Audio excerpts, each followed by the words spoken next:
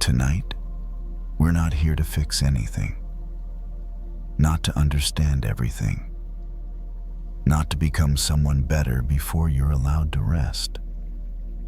This is a quiet space where we gently let go and return to inner peace through soft Zen stories inspired by the Buddha, shared slowly so your mind can soften and your body can rest. Maybe today asked a little too much from you. Too many thoughts, too many worries, too many small things you tried to hold together. And maybe, just for this moment, you're ready to set them down. Here, you don't need to improve yourself. You don't need to solve tomorrow. You are already enough simply by being here, breathing quietly. Just for a moment. Where are you listening from tonight? Wherever you are, I'm grateful you're here, sharing this quiet space. Let your breath slow, as if it remembers the way home. Let your shoulders soften, like they no longer need to carry the world. Tonight, we'll listen to a simple story. A story from ordinary life, carrying a small thread of Zen and Buddhist wisdom. Not to give you more to think about, but to help you loosen your grip. Because suffering rarely ends by force. It softens when we stop holding it so tightly. There's nothing to rush, nothing to achieve, only a gentle drifting into rest, into stillness. Whether you stay awake or slowly fall asleep, this moment is already enough. And now, we begin tonight's journey with these Zen stories. Marcus didn't hear the barking at first. He heard the keys, that familiar metallic clatter as he dropped them into the ceramic bowl by the front door, the sound echoing just slightly in the quiet of his hallway.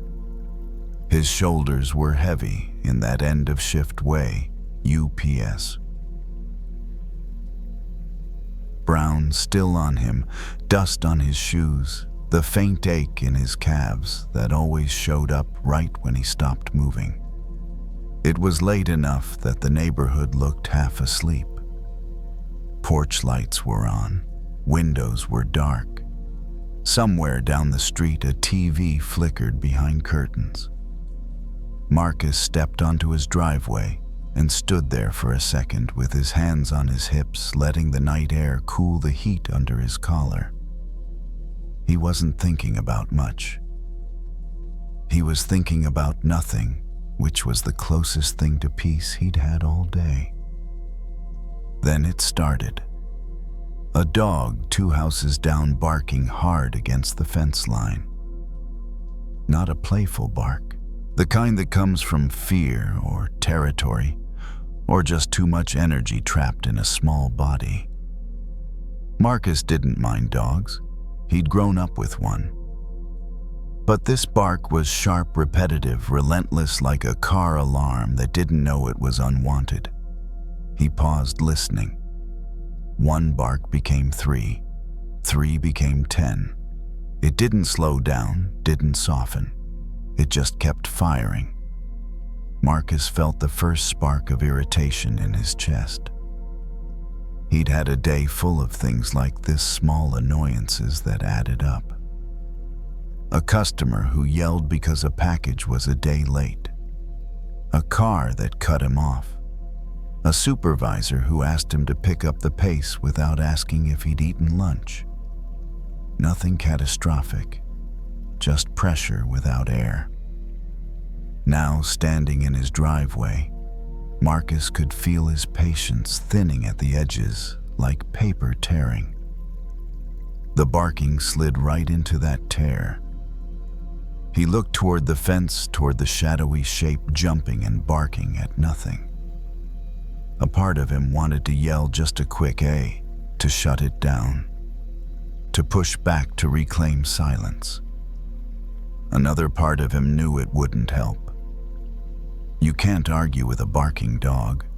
You can make noise back. You can throw your own frustration into the air. You can stand there and try to win. But the dog won't suddenly understand your logic and calm down out of respect. It will just bark louder. Not because it's evil, but because it's a dog. Because barking is what it has. Marcus had learned a version of this with people too. There were people you could talk to, people whose anger still had a doorway, still had a handle you could turn, and there were people who were already past that point, already flooded, already barking. Barking back at them never made anything better. It only made more bark. Marcus walked to his front steps and sat down. Not because he was making a point, but because his legs needed it. The wooden step was cool through his pants. He rested his elbows on his knees, watching the dark street.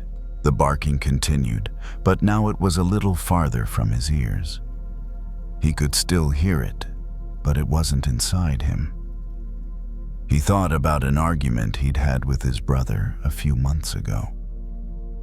It started over something stupid: who would drive their mom to an appointment. It escalated quickly, like it always did. One sharp sentence, then another, then both of them saying things they didn't mean, just to feel like they weren't losing. Later, Marcus couldn't even remember the original topic. Only the heat, only the tightness in his throat, only the way his hands shook slightly after he hung up. It was like barking, not words, not conversation, just sound and defense and fear pretending to be strength. Marcus stared at the dog's yard in the distance. The fence was too high to see much, but he could hear the rhythm: bark, bark, bark, a brief pause, then more. The dog wasn't angry in a human way. It was overwhelmed. It didn't know what else to do with the feeling in its body. Marcus felt a strange tenderness in that thought. Not for the noise, but for the truth of it. He realized something else. His own irritation was the same kind of feeling. Not elegant, not wise. Just a nervous system that had been running too hard for too long, looking for a place to discharge. It would be easy to aim it outward, to yell, to blame, to make the night hold his frustration. But he didn't want to live like that anymore. He didn't want his home to become another place where he stayed tense and reactive. He wanted his driveway, his porch, his quiet street to mean something, to be a boundary between the day and the rest of his life. Marcus took a slow breath in. The air smelled faintly like cut grass and asphalt cooling down. He exhaled and felt his shoulders lower, just a notch. The barking didn't stop, but Marcus stopped tightening against it. Sometimes that's the first move of forgiveness, not toward someone else, but toward your own body. The recognition that you don't have to mirror every disturbance you hear. You don't have to become noise just because noise is nearby. Marcus sat there a while longer. The dog barked. The street stayed still. Somewhere a porch light flicked off. And without any dramatic moment, Marcus felt the urge to bark back fade. Not because he won, because he didn't play. He stood up, went inside and closed the door gently behind him. The sound sealed off the street. Not all of it, he could still hear the faint barking through the walls, but enough. Enough to rest. Inside, Marcus moved through the house slowly, like he didn't want to wake anything that had finally settled. He set his shoes by the door, washed his hands, and stood at the sink a moment longer than usual, watching the water slide over his fingers. The barking was still there, muted now by walls and distance. It came and went in waves, less sharp, easier to ignore. Anger often feels louder when you stand right next to it. When you step back even a little, it changes shape. Marcus dried his hands and leaned against the counter. His body felt tired in a way that didn't need fixing, just noticing.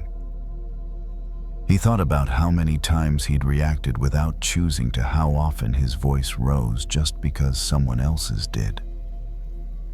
It wasn't something he was proud of, but it was something he could see clearly now.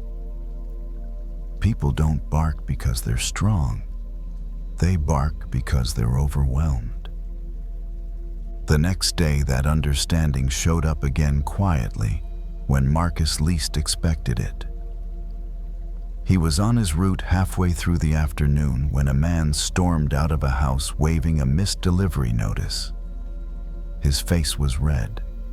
His words came fast and sharp, one on top of the other. "This is ridiculous. I was home. You people never get it right." Marcus stood still, package scanner in hand, feeling the familiar surge rise in his chest. The reflex was there: tighten, defend, explain, push back. His body knew this dance well. For a split second, he almost joined in. Then something small interrupted the pattern. The memory of the dog, the fence, the uselessness of barking back. Marcus noticed the man's eyes, wide, wired, not listening. The words weren't an invitation to talk. They were a release valve. So Marcus didn't bark. He didn't match the volume. He didn't sharpen his tone. He didn't try to win.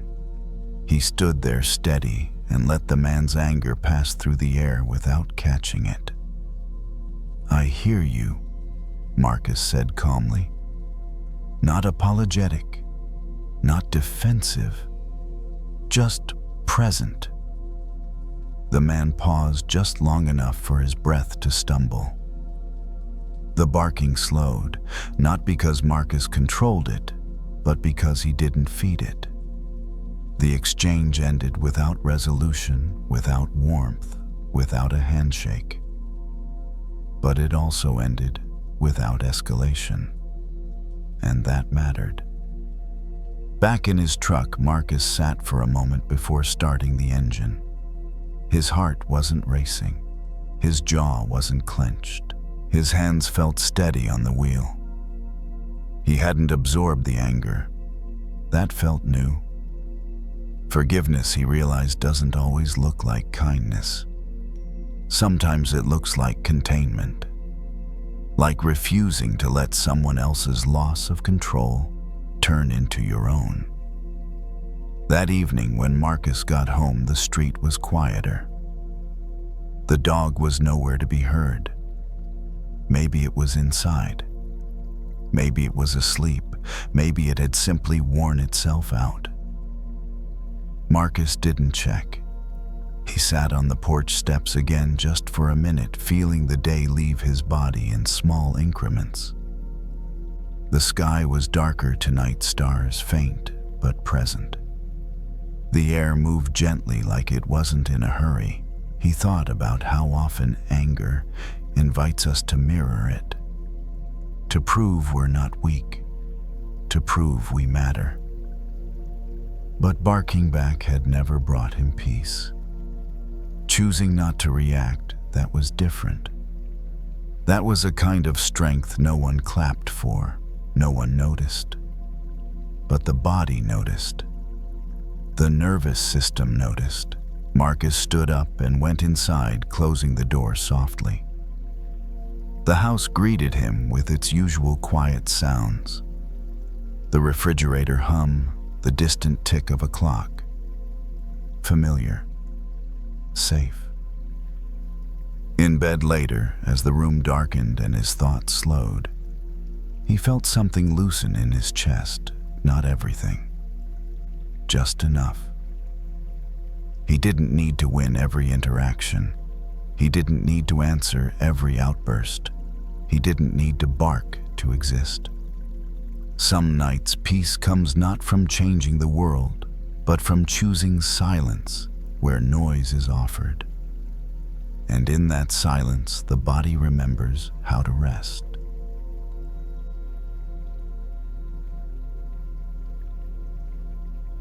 Lily noticed it in the mirror before she noticed it in her thoughts. Her jaw was tight, not clenched enough to hurt, just enough to hold. The bathroom light was too bright for the hour washing her face in a pale reflection that felt more honest than flattering. She leaned closer to the sink, turned on the tap, and let the water run while she stared at herself as if the mirror might explain when the tension had started. She couldn't pinpoint it. The day had been ordinary. Meetings stacked on meetings. A conversation that went sideways. An email copied one too many people. Nothing dramatic. Nothing worth carrying home.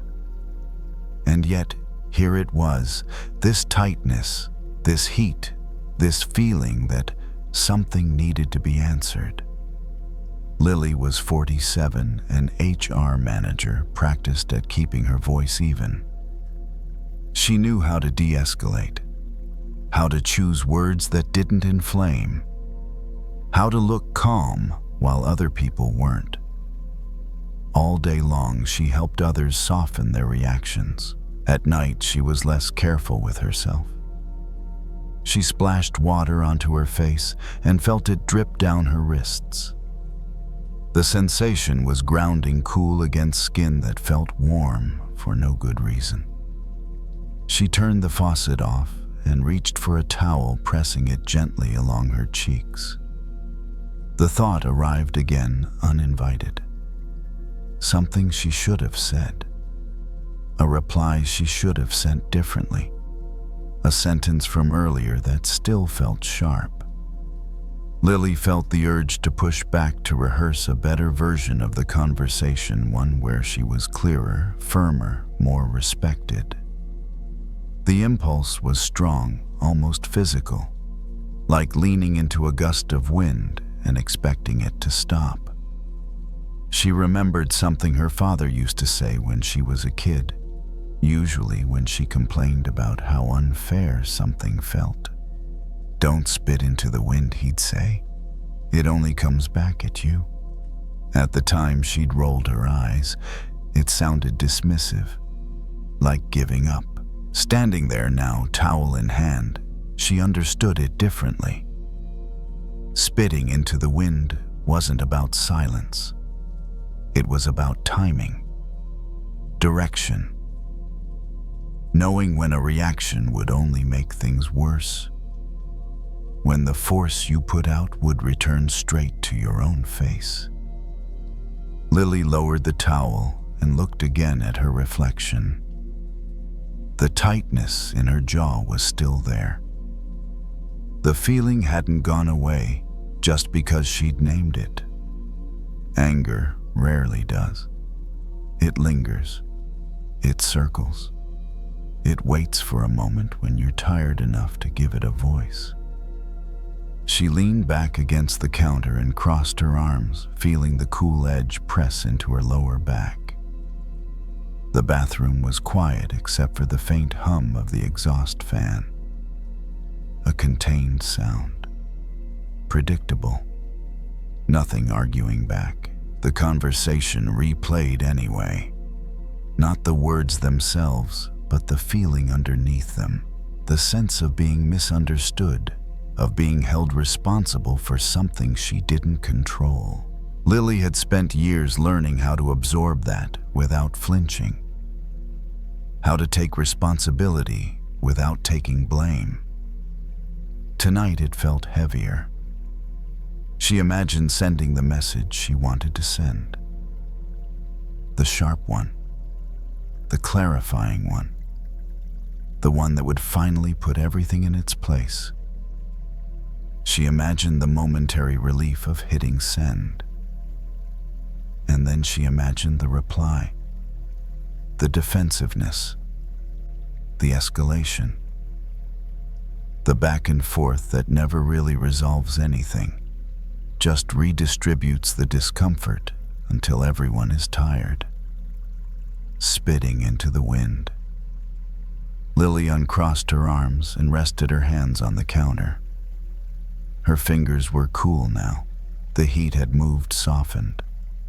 She took a breath, not deep, not intentional.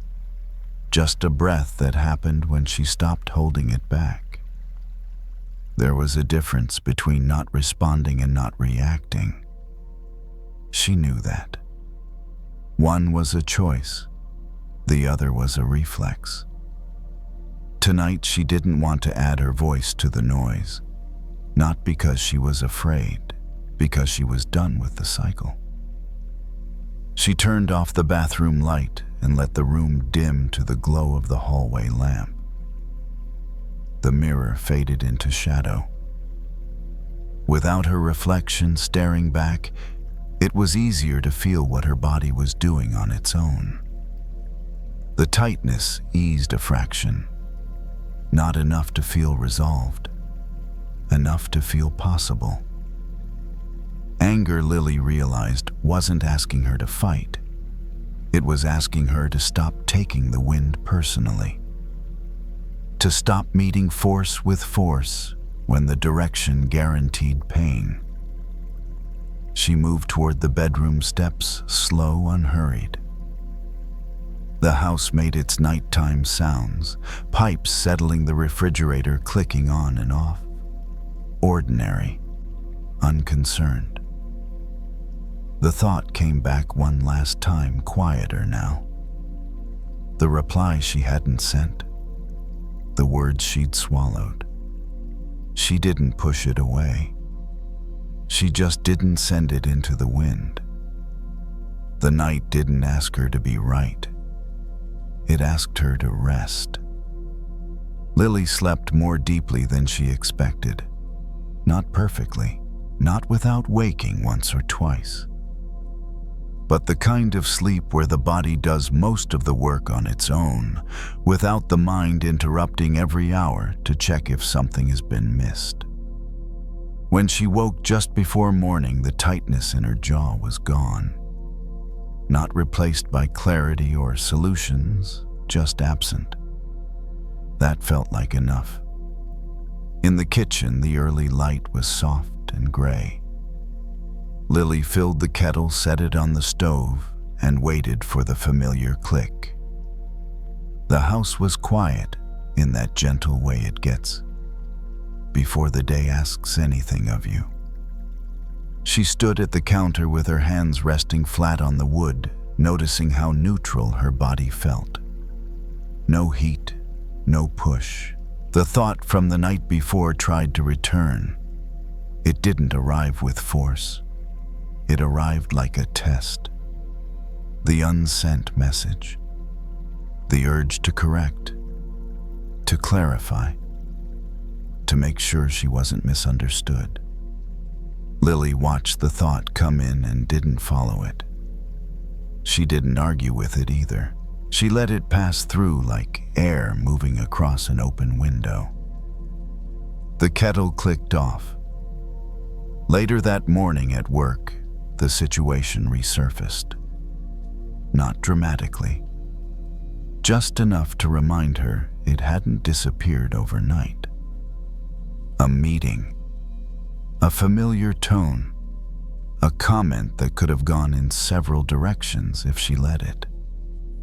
Lily felt the first flicker of irritation rise, and then space, just a breath's worth. She noticed how quickly her body wanted to respond, how practiced the reflex was. Years of training, years of managing reactions, other people's and her own. But she also noticed something new. The irritation didn't feel like an order. It felt like information. She listened. She spoke when it was useful. She stayed quiet when it wasn't. She didn't push her point into the room, just to prove she had one. And when the meeting ended, she walked out without the familiar residue of frustration clinging to her shoulders. That surprised her. At lunch, she sat alone at a small table by the window. Outside, a steady breeze moved through the trees, bending the branches in one direction, then easing. Lily watched the leaves respond without resistance. They didn't argue with the wind. They didn't lean into it or away from it. They moved as much as they needed to and no more. Anger, she thought, often feels like standing directly in that wind and shouting into it. Not because you think it will listen, but because you can't stand the feeling of being pushed without pushing back. But the push always comes back. That afternoon, an email arrived, the kind she would normally reread too many times. The kind that invited a defensive response if she wasn't careful. Lily read it once, then once more. She felt the old heat try to form. She closed the laptop. Not permanently, not as avoidance, just enough to keep from spitting into the wind. She stood up, stretched, and walked to the water cooler. The cold water shocked her tongue in a clean, simple way. She swallowed and felt it move through her chest, grounding her again. By the time she returned to her desk, the urge to react had softened. The words that needed to be said, if any, were clearer now. Fewer, more precise, less fueled by heat. She typed a short reply, honest, neutral, no extra edge. Then she sent it. And that was it. No replay, no bracing, no waiting for the impact. When Lily got home that evening, the air felt different. Not lighter because things were fixed, but lighter because she hadn't added more weight to them. She washed her face at the sink cool water again and noticed how natural the motion felt now. No tension hiding behind it. Anger hadn't disappeared from her life. It never would. It would return in small gusts and sudden squalls as it always did. But tonight she understood something more clearly. You don't have to meet every force head-on. You don't have to respond just because something hits you. You don't have to turn discomfort into self-inflicted pain. Sometimes the wisest thing you can do is step slightly to the side. Let the wind pass. Let it lose its target. As the house settled into evening and Lily prepared for bed, her thoughts slowed without effort. The day didn't follow her into the dark the way it used to. There was no need to defend herself there. The night was still. The wind had moved on, and Lily, no longer standing in its path, was finally able to rest. Noah didn't notice how tense he was until his hands started to ache. Not pain exactly, more like a deep stiffness under the skin, as if his fingers had been holding something too tightly for too long. He stood in the station's quiet room after shift, the kind of room meant for a few minutes of downtime, with a worn couch, a small lamp, and a humming vending machine in the hallway outside.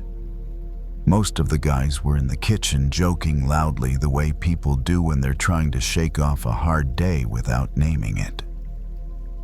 Noah could hear them through the door laughter, a chair scraping, someone slapping the counter. He stayed in here. He was 33, a firefighter, and his body knew how to be ready. Ready meant alert, tight, focused. The kind of readiness that feels like a drawn bowstring. Pulled back muscles engaged everything, waiting for the moment it needs to release. The problem was, nobody tells you how to stop being ready. He sat on the edge of the couch and looked down at his hands. They were clean now, washed well, but the smell of smoke still lingered faintly in the fabric of his uniform. He flexed his fingers once, then again. The stiffness didn't leave. Noah reached for his gloves and loosened the strap. The Velcro made that familiar ripping sound, soft but decisive. He took one glove off, then the other, and set them on the table as if he was putting down something heavier than it looked. A small quiet hit him in the chest. He hadn't realized he'd been holding his breath. He exhaled long and slow, and felt the air move out like a release he didn't know he needed. Anger had been riding him all day, not like a wave, but like tension. Not at any one person, not in a clean direction, more like a pressure that couldn't find a place to land. A call earlier had gone sideways. A house fire that looked contained until it wasn't. A man outside screaming at them to hurry up while they were already moving as fast as human bodies could. A woman crying so hard she couldn't form words. A kid with soot on his face staring past everyone like he was somewhere else. Noah had done his job. That part was clear. What wasn't clear was what to do with what stayed in him after. Because the anger wasn't really about the man yelling, or the traffic that slowed the truck, or the supervisor who barked orders too sharply. It was about the helplessness hiding behind it. The truth nobody wanted to say out loud. Sometimes you do everything right and it still feels like not enough. Noah leaned back into the couch and let his head rest against the cushion. The lamp beside him threw a warm circle of light across the room. The rest stayed dim. He liked that. It didn't demand anything from his eyes. He thought about calling his wife, just to hear her voice. But he knew if he called now while the bowstring was still pulled tight inside him, he might snap over something small. He might bring the heat home. He didn't want to do that. Noah turned his wedding ring slowly on his finger, a habit he didn't notice until he was already doing it. The metal felt cool, grounding, real. He remembered something an older firefighter once told him years ago on his first month at the station. "You can't keep a bow drawn all night," the guy had said, half joking, half serious. "You'll ruin the string and you'll ruin your hands." At the time, Noah thought it was just about physical fatigue. Tonight he understood the other meaning. A nervous system held in readiness too long starts to misfire. It starts to see threats where there aren't any. It starts to respond to harmless questions like they're alarms. It starts to treat the people you love like they're the ones who pulled the string. Noah didn't want to become that. He sat up, placed both feet flat on the floor, and let his hands rest on his thighs. He wasn't trying to meditate. He wasn't trying to be spiritual. He was just trying to loosen the string by 1 inch. He inhaled, feeling the breath fill his chest. He exhaled and imagined, quietly, without forcing it, his shoulders dropping, not collapsing, just releasing the extra effort. Outside the room, the station noise continued. Someone laughed again. The vending machine hummed. A far-off siren passed, then faded. Noah stayed where he was. He didn't chase relief. He didn't chase forgiveness for anyone. He didn't even label his anger as right or wrong. He simply noticed what it did to his body when he held it tightened, jaw-tense hands, shallow breath. And he noticed what happened when he loosened the grip, air returned. The chest softened. The ache in his hands eased just slightly. A small difference, but real. He picked up one glove again and turned it over in his hands. The glove was scuffed, darkened from use. It had protected him. It had done its job. It didn't need to stay on him forever. Noah set it down. He leaned back again, eyes half closed, and let the room exist without him managing it, without him staying on guard. In the dim light, his anger started to look less like fire and more like tension that wanted to unwind. Like a bow that had been drawn for too long and was finally being allowed to rest. Noah stayed in the quiet room longer than he meant to. Not because he was avoiding anyone, but because his body hadn't finished letting go yet. When he finally stood up, the stiffness in his hands had softened. Not gone, just less sharp. Enough that he could move without feeling like he might snap. He gathered his things and headed out to the truck. The night air outside the station was cool and smelled faintly of damp pavement. He took a deeper breath than he had all day, the kind that drops into your chest without being forced. The drive home was uneventful. Red lights, green lights, familiar turns. His mind reached for the earlier call a few times, the shouting, the smoke, the kid's face.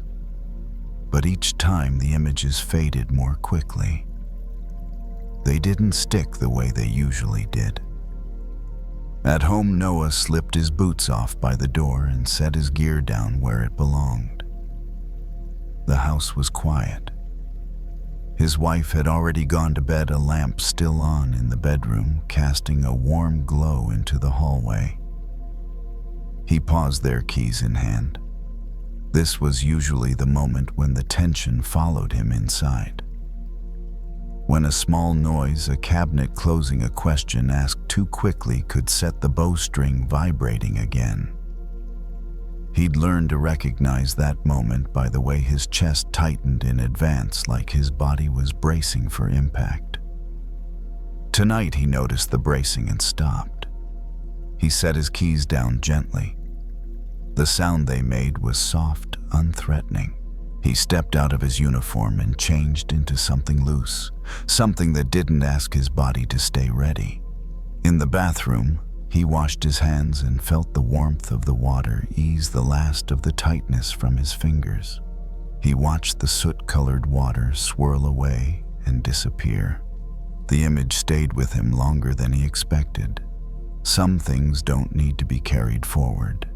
In bed, Noah lay on his back and stared at the ceiling fan as it turned slowly above him. His wife shifted in her sleep, murmured something unintelligible, then settled again. The sound grounded him. This was home.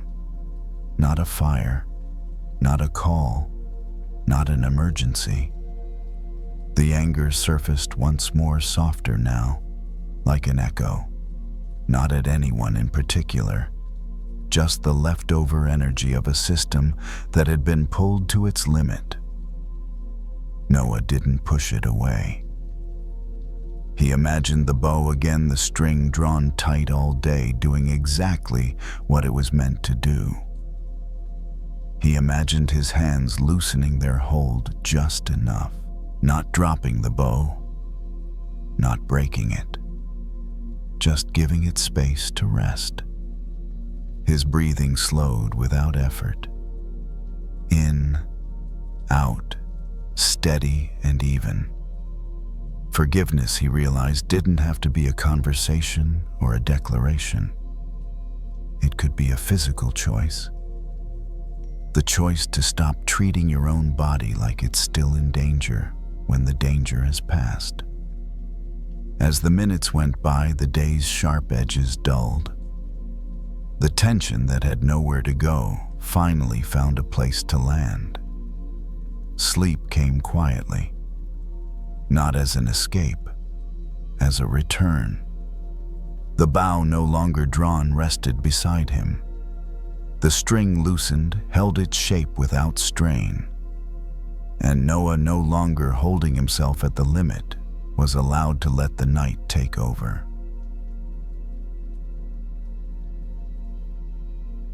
Madison didn't realize she was still angry until she turned the ring light off. The room went dim in a single click, and suddenly there was nowhere for the energy to go. No bright circle of light to perform inside. No screen glow to hold her face together. Just her living room in the late evening quiet, a little messy and honest. She stood there with her phone in her hand, thumb hovering where the comments had been scrolling non-stop for the last hour. Her live stream had gone fine. Better than fine. Good numbers. Plenty of hearts. People telling her she looked great, asking about the product, the link, the shade name. Then one comment landed different. Not even the worst one. Just the kind that's written casually and still cuts. Must be nice to have time for all this. Madison had laughed on camera, made a joke, moved on. She always moved on. That was part of the job. But as soon as the live ended, the comment stuck. Her mind replayed it, turning it into a whole thread of imagined voices. They think I'm lazy. They think this isn't real work. They think I don't deserve what I have. Madison was 27, a full-time creator, and she had learned that the internet didn't just watch you, it projected onto you. People wrote their own stories over your face. They saw 5 minutes and assumed they knew your whole life. Most days, she could handle it. Tonight, it got under her skin. She set the phone down on the couch and walked to the kitchen barefoot on the hardwood. The refrigerator hummed. The sink had a few dishes she'd promised herself she'd handle after the live. The air smelled faintly of vanilla from a candle she'd burned earlier. She filled a glass of water and drank half of it in one go, like her body was trying to cool something down. Anger doesn't always feel like fire. Sometimes it feels like a filter, like someone slid a tinted sheet over your eyes, and suddenly everything looks hostile. The neutral becomes suspicious. The ordinary becomes insulting. Even silence feels like judgment. Madison noticed it when she glanced at the pile of laundry on the chair and felt instantly irritated at herself. Of course I didn't do it. Of course I'm behind. Of course I'm failing at basic life stuff. The comment wasn't about laundry. But through the red tint, everything connected. She leaned on the counter and stared at the faucet. The metal reflected the overhead light in a thin line. She turned it on and watched the water stream out clear and steady. The sound was soothing, but her mind stayed loud. She imagined replying to the comment. Not kindly, not professionally, The replies she wanted to write, the one that would make the person feel small for assuming anything. She imagined the momentary satisfaction. Then she imagined the aftermath screenshots. Argument threads, more comments, more heat. The red tint deepening until the whole world looked like an enemy. Madison shut the faucet off and pressed her palms against the cool countertop. Her hands felt cold compared to her face. She inhaled slow and exhaled like she was trying to let steam out without exploding. It wasn't just that one comment. It was the accumulation. The feeling that she had to be on all the time. That she had to prove her worth in public. That a stranger's bad mood could reach into her house and rearrange her nervous system. Madison walked back into the living room and looked at the ring light, now dark, standing there like a quiet witness. On the floor beside it were a pair of sunglasses, cheap ones tinted a warm reddish brown. She'd worn them earlier that day, driving into the sunset, mostly because they looked good on camera. She picked them up and put them on. The room changed immediately. The beige wall warmed into a dull orange. The shadows deepened. The white paper on the table looked slightly pink. Even her hands looked different, more flushed, more dramatic.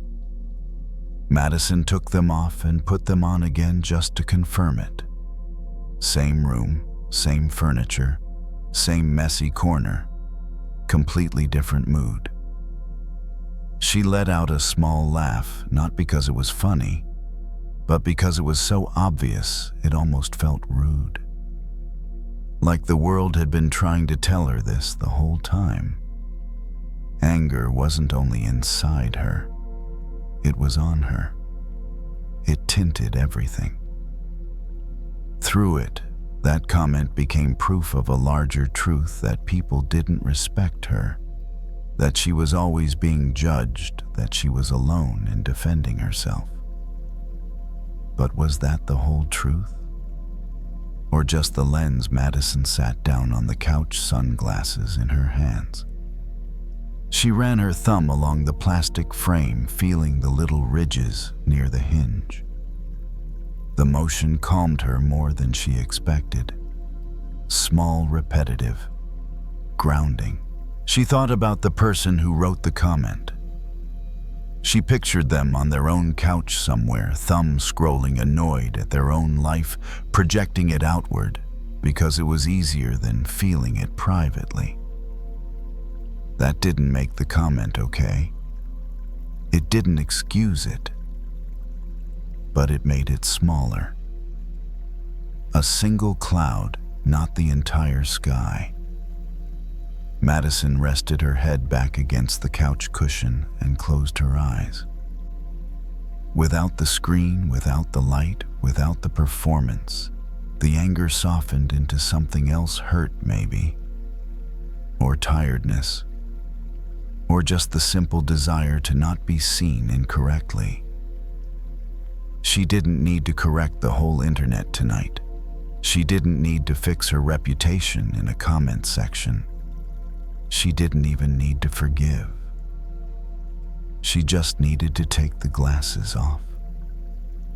Madison left the sunglasses on the coffee table. They sat there slightly crooked, one lens catching the light from the lamp, the other in shadow. She noticed how different the room felt without them. Not brighter exactly, just clearer, less charged. The edges of things softened when they weren't being pushed through a filter. She picked up her phone again, almost automatically, then stopped. The screen lit her face for a second before she turned it back over, face down. The comment was still there. She knew that. It hadn't disappeared just because she'd paused, but it also hadn't grown while she wasn't feeding it. Anger needs attention to stay loud. She went to the bedroom and changed into an oversized sweatshirt, something worn and familiar that didn't ask her to look like anything. When she caught her reflection in the mirror, she looked normal. Not curated, not impressive, just herself. The sight surprised her with how comforting it was. Back in the living room, Madison curled up on the couch and pulled the blanket over her legs. The lamp cast a warm circle on the wall. Outside, traffic moved in the distance, the sound low and steady. Her thoughts wandered back to the comment one more time. But it didn't hook the way it had before. It floated by like a line of text without a narrator. She could see it, but it didn't get to explain the world anymore. She thought about how often she lived like that, responding to life through whatever lens was loudest at the moment. Stress tinted her days gray. Comparison tinted them green with envy. Anger tinted them red. None of those lenses were lies, but none of them were the full picture either. Madison stood up and picked up the sunglasses again. She held them in both hands, feeling the lightness of them. Such a small object capable of changing so much. She set them back down deliberately this time, like placing something where it belonged. Not in her face, just nearby. Forgiveness, she realized, didn't mean pretending the comments didn't hurt. It meant not letting them decide the meaning of everything else. It meant taking off the lens before it stained the whole evening. She brushed her teeth, washed her face, and turned off the brighter lights. The apartment dimmed into its nighttime shape, the kind that didn't expect productivity or charm, just rest. In bed, Madison lay on her side and listened to the quiet sounds of the building. A door closing somewhere, pipes shifting, someone laughing faintly through a wall. Life continuing in ordinary ways. The anger had cooled to a low warmth now. Not gone, just manageable, no longer coloring every thought. She let her breathing slow, one gentle rhythm at a time. In, out, easy. The world didn't need her response tonight. It didn't need her defense. It didn't need her to prove anything. Without the red tint, the room was just a room. The night was just a night. And she was just a person allowed to rest without explanation. The sunglasses stayed on the table waiting for another day, and Madison, no longer looking through them, drifted into sleep with her hands unclenched, her thoughts quiet and her vision finally clear enough to let go.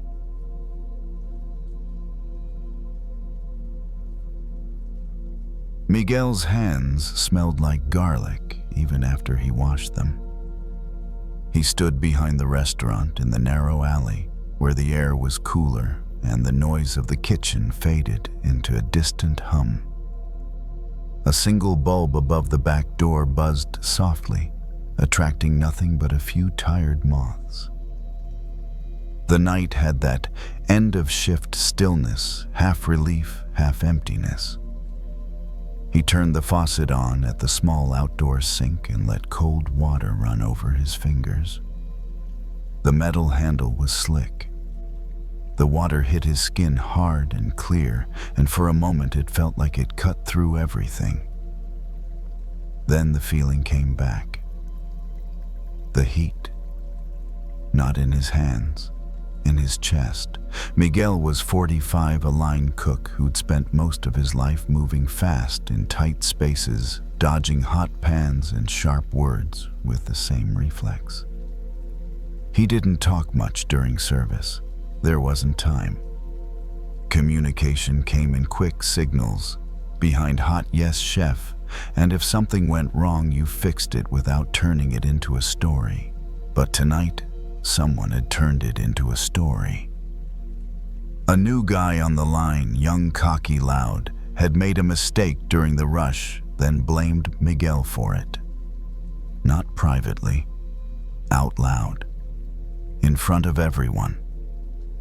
The kind of blame that sticks to you for a second, just long enough to make you feel exposed. Miguel didn't yell back. He didn't fight him on the spot. He just corrected the plate, kept moving, kept his face neutral the way he always did. It was only now in the alley that the anger finally caught up. He scrubbed his hands harder than he needed to, as if the cold water could wash off humiliation. The skin along his knuckles reddened. He didn't care. The anger felt like it needed somewhere to go, and his hands were the closest place. He shut the water off and stood there breathing through his nose. The alley smelled like wet cardboard and dish soap. Somewhere nearby, a dumpster lid clanged shut. A car passed on the street, sound bending around the corner and fading. Miguel replayed the moment. The accusation, the smirk, the laughter from someone who didn't know what else to do. He felt his jaw tighten, his throat go dry. He imagined what he could have said. The perfect comeback. The sharp sentence that would have made the kid shrink. The one that would have restored Miguel's dignity in one clean slice. But dignity doesn't work like that. Not in real life. Not in kitchens. Miguel leaned his forearms on the edge of the sink and stared down at the drain. A slow drip fell from the faucet. 1, 2, 3. A quiet, steady rhythm. He thought of a story his grandmother used to tell in Spanish when he was little, one he didn't fully understand at the time. A snake bites a saw, thinking the saw is an enemy. The saw doesn't react.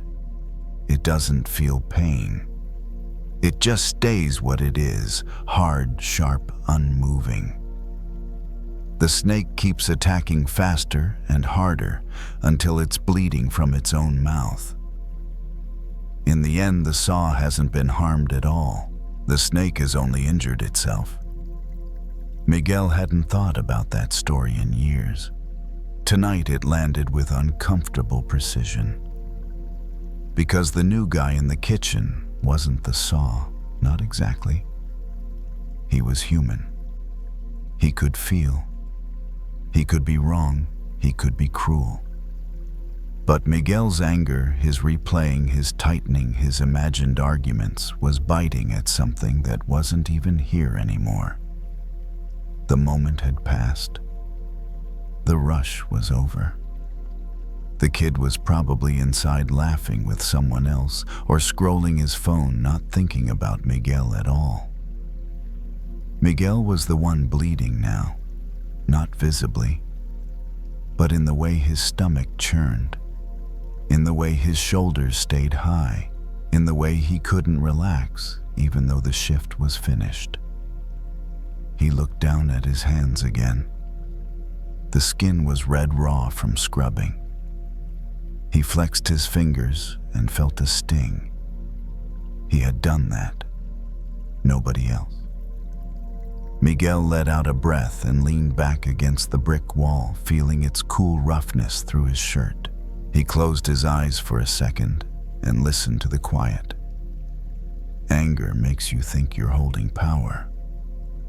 But a lot of the time, it's just holding you. Miguel wasn't ready to forgive the kid. That word felt too soft for what had happened. It wasn't nothing. It had mattered. It had stung. What Miguel wanted was something simpler than forgiveness. He wanted to stop hurting himself after the fact. He wanted to stop biting the saw. He opened his eyes and looked at the alley again. Nothing had changed. The light still buzzed. The water still dripped. The night was still the night. But his attention shifted. Instead of replaying the scene, he noticed his own breathing. Short, high in the chest, he let it drop lower just a little, as if giving his body permission to come down from the rush. He turned the faucet on again, gentler this time, and rinsed his hands without scrubbing. The cold water soothed instead of punished. He watched it run over his skin and disappear, taking the sting down a notch. A small mercy. Miguel dried his hands on a paper towel and threw it away. The towel hit the bin with a soft thud. He stood there, still feeling the anger, but no longer feeding it with motion. No more bites. Just stillness. Miguel locked the back door and stepped onto the sidewalk, the sound of the latch echoing once before fading. The night air felt cooler away from the kitchen vents, cleaner somehow. He walked a few blocks before reaching his car, letting the movement work the last of the rush out of his body. The anger came with him. Not sharp now, heavy, like something lodged under the ribs that made breathing feel a little shorter than usual. He drove with the window cracked open, city sounds slipping in and out, streetlights passing in a steady rhythm. At a red light, his hands tightened on the steering wheel without him noticing. His jaw followed. The scene replayed again, uninvited. The kid's voice, the laughter, the look that said, "It's not my fault." Miguel felt the old urge to bite again, to chew the moment until it bled out every possible ending. He noticed it this time. The urge itself. How it rose up hot and immediate, asking for teeth. He loosened his grip. Just a little. The light turned green. He drove on. At home, the apartment was dark and quiet. Miguel dropped his keys on the counter and stood there for a moment, listening to the silence. No orders, no timers, no voices cutting through the air, just the low hum of the refrigerator and the faint tick of the clock on the wall. He poured himself a glass of water and drank it slowly. The coolness settled his stomach. He felt the day sink lower in his body, inch by inch. Miguel sat at the small kitchen table and rested his forearms on the wood. The surface was smooth from years of use. He traced a shallow scratch with his finger, following it until it disappeared under his hand. The anger hadn't vanished. It still made sense. It still had reasons. But it no longer felt urgent. Forgiveness, he realized, didn't have to mean letting the kid off the hook. It didn't have to mean pretending the disrespect hadn't happened. It didn't even have to involve another conversation. It could simply mean choosing not to keep chewing on the blade. Miguel stood up and went to the sink again, this time to wash a single cup. He moved slowly, deliberately. No scrubbing, no punishment, just water and motion. In bed later, he lay on his back and stared at the ceiling. The apartment made its usual nighttime sounds. Somewhere a neighbor's TV murmured. Pipes shifted. The building breathed around him. The memory came back one last time, but without the edge. It felt distant now, like something that had already happened instead of something still happening. Miguel pictured the saw from his grandmother's story. Solid, unmoving, uninterested in the snake's fury. It wasn't proud, it wasn't cold, it simply didn't participate. He let that image settle.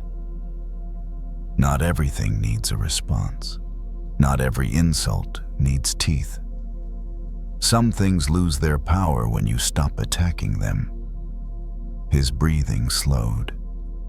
The tension in his shoulders eased. The anger, no longer sharpened by replay, softened into fatigue, the honest kind that comes at the end of a long day's work. As sleep approached, Miguel felt the quiet relief of no longer fighting something that wasn't fighting back. The saw remained what it was. The snake finally still stopped hurting itself. And in that stillness, the night took over, gentle and unremarkable, letting the body rest without one more bite.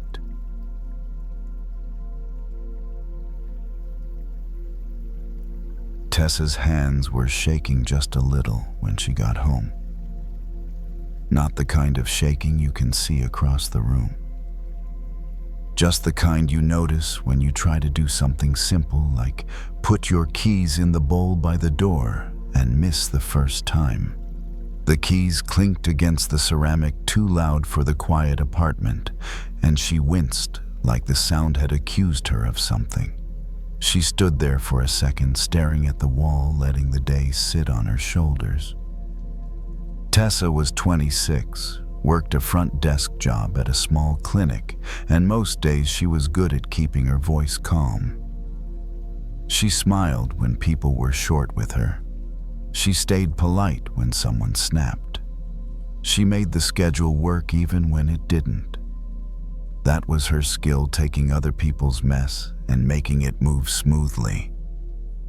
But today, something had gotten through. It wasn't a single big thing. It was the way a patient had spoken to her like she was furniture, the way a coworker had tossed her a last-minute task and walked away without a thank you, the way she'd swallowed it all, stacked it inside herself, and kept going. By the time her shift ended, she felt full. Not full in a satisfied way. Full like a cup filled to the rim with hot liquid. One more bump and it would spill. Now she was home and the apartment was quiet enough to hear her own thoughts.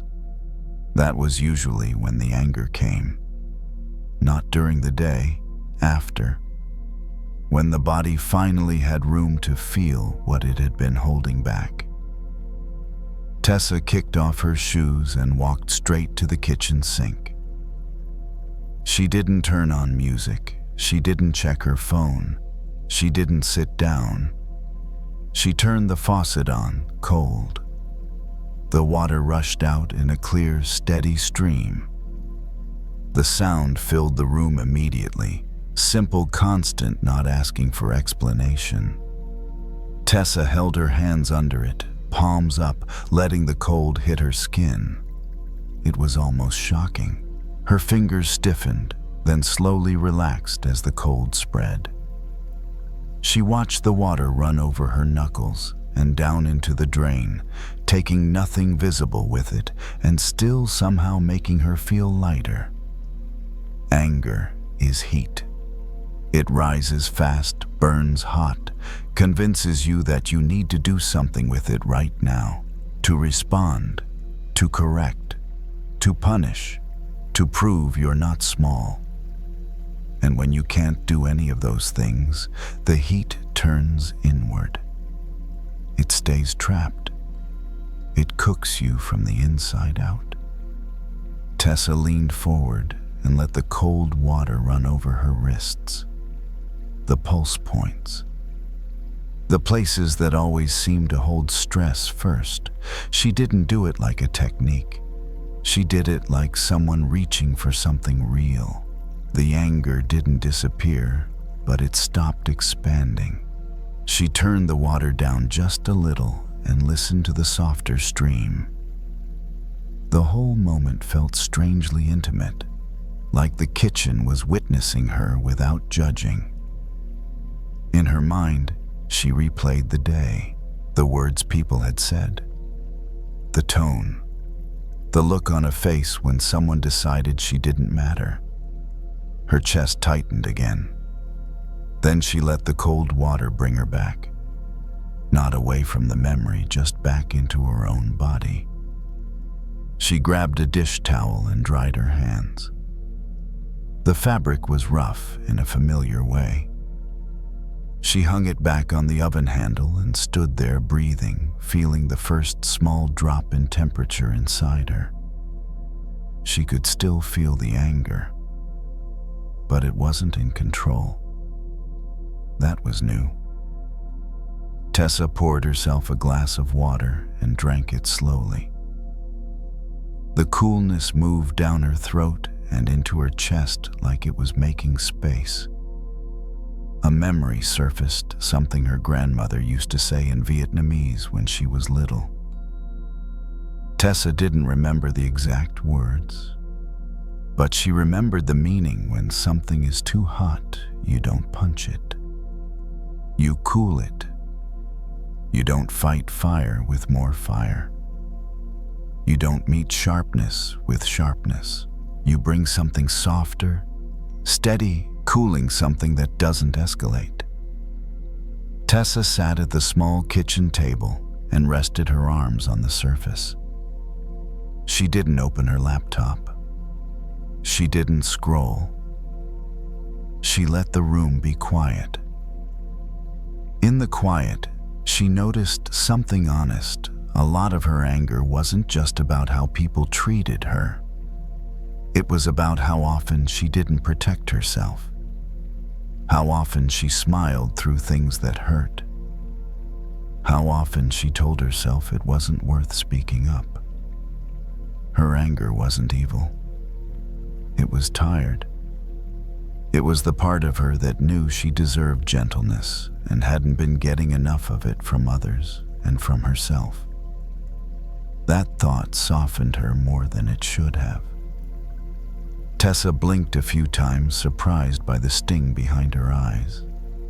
She didn't cry, not fully, just felt that thin edge where tears could happen. The body's way of cooling itself too.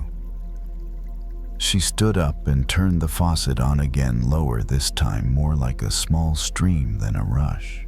She rinsed one plate that was already clean. Not because it needed it, because the movement was steady, because the sound was steady, because it kept her from building a whole fire out of one day. The plate clinked gently in the sink. The water ran. The room stayed calm. Tessa realized she didn't have to forgive anyone tonight.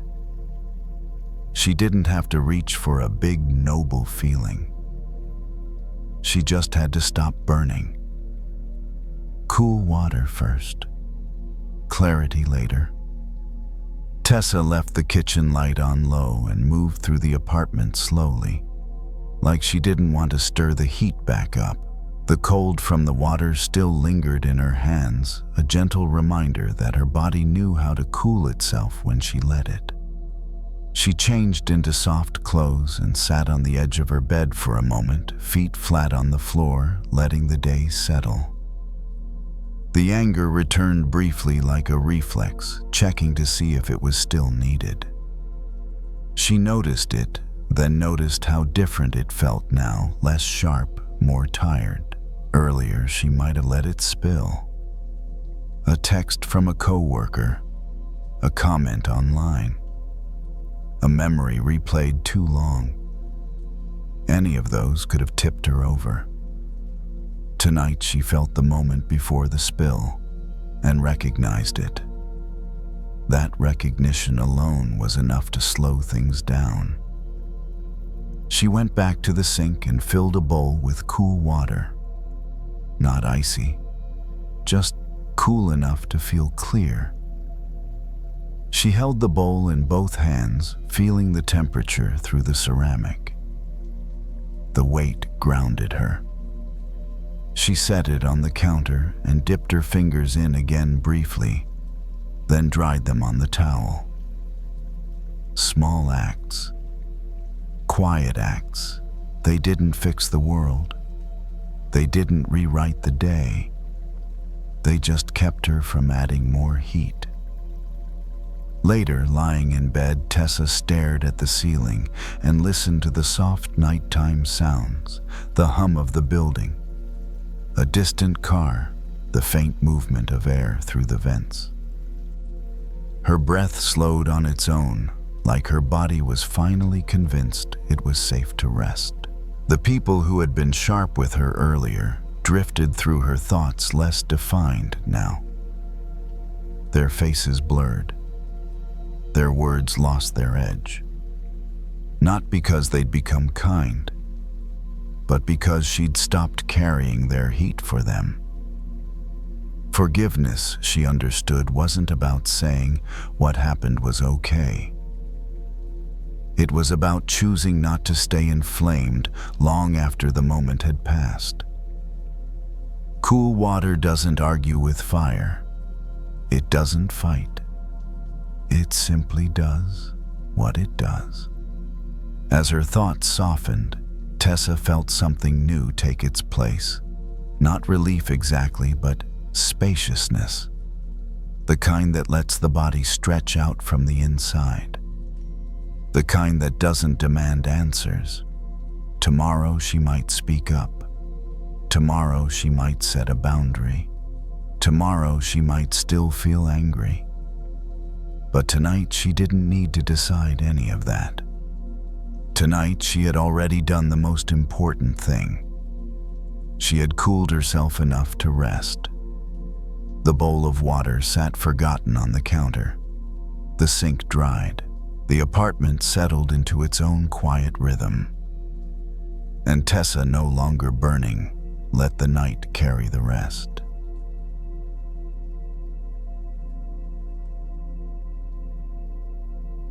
There are moments when anger arrives quietly, not as an explosion, but as a tightening. The jaw sets. The shoulders lift. The mind begins to gather evidence. It doesn't feel dramatic. It feels justified. And that's what makes it hard to notice. It happened after a meeting that ran a little longer than planned. A comment was made, not loud, not cruel on the surface, just sharp enough to land, sharp enough to replay itself on the drive home. The car was parked in the company lot, engine already off, but the body hadn't caught up yet. The steering wheel was still warm from both hands gripping it too tightly. Outside the building, lights hummed. Somewhere far away, another car door closed. The world had moved on. Inside the car, the moment was still stuck. The comment kept looping. The tone, the timing, the way it had landed in front of others. The mind began filling in the rest. They meant that. They always do this. They don't respect me. Anger likes to pretend it's clear-sighted. It says I see exactly what happened. But often it's working with very little information and a very loud story. A coffee cup sat in the holder between the seats. The lid clicked softly as it was twisted back and forth, back and forth. The motion was automatic. Something the hands did when the mind didn't know where else to go. It felt obvious who was wrong. It felt obvious who had crossed a line. And it felt necessary to hold on to that feeling, as if letting it go would mean admitting something painful, or worse, letting someone get away with it. But there was a small pause. Not a decision, just a pause. In that pause, a strange image surfaced. Not related to work, not related to the meeting. Just an image of someone watching a musician play, without being able to hear the music. Watching the movement, the expressions, the timing of the hands, and deciding based on that alone what the music must be. It's easy to judge a performance when you can't hear the sound. The thought wasn't comforting. It was unsettling. Because it suggested something uncomfortable, maybe the picture being judged wasn't complete. Maybe the mind was reacting to movement without sound, action without context, words without the story behind them. The anger didn't disappear. It stayed, warm and tight, but it shifted slightly. From "they're wrong" to "I might not be hearing the whole thing." That shift didn't feel noble. It felt irritating. Part of the mind wanted to snap back into certainty. Certainty feels safer than ambiguity. Certainty lets anger stretch its legs and settle in. But ambiguity has a way of loosening things. The parking lot light flickered once, then steadied. The coffee lid clicked again. A breath went in a little deeper than before. Another went out a little slower, not intentionally, just because the body does that when it senses there might be less danger than it thought. Anger often assumes intent. It assumes meaning. It assumes knowledge. It fills in gaps quickly and confidently. And when it does, it usually puts the heaviest weight on the worst explanation. But intent lives in a place we don't have access to. It lives in histories we don't know, pressures we don't see, worries that don't announce themselves. It doesn't mean the comment was fine. It doesn't mean it didn't hurt. It just means the story built around it might be louder than the facts. There was a moment of imagining the other person's day. Not in detail. Not as an excuse. Just a brief acknowledgement that there was a day. Emails, deadlines, their own internal weather, a song playing in their head that no one else could hear. That thought didn't soften everything, but it interrupted the momentum. Anger needs momentum. It needs agreement. It needs repetition. When it doesn't get those, it starts to lose its grip. The hand stopped twisting the coffee lid. It rested there instead. The chest still felt tight, but not as locked. The mind still had opinions, but they were less sharp, less eager to attack. It became possible, just possible, to see that reacting fully right now would be like judging a piece of music while wearing earplugs. Confident, loud, and probably wrong in important ways. Nothing was resolved in that car. No forgiveness was granted. No insight was crowned as wisdom. There was only a small restraint, a choice not to throw the hot coal immediately. The engine was still off.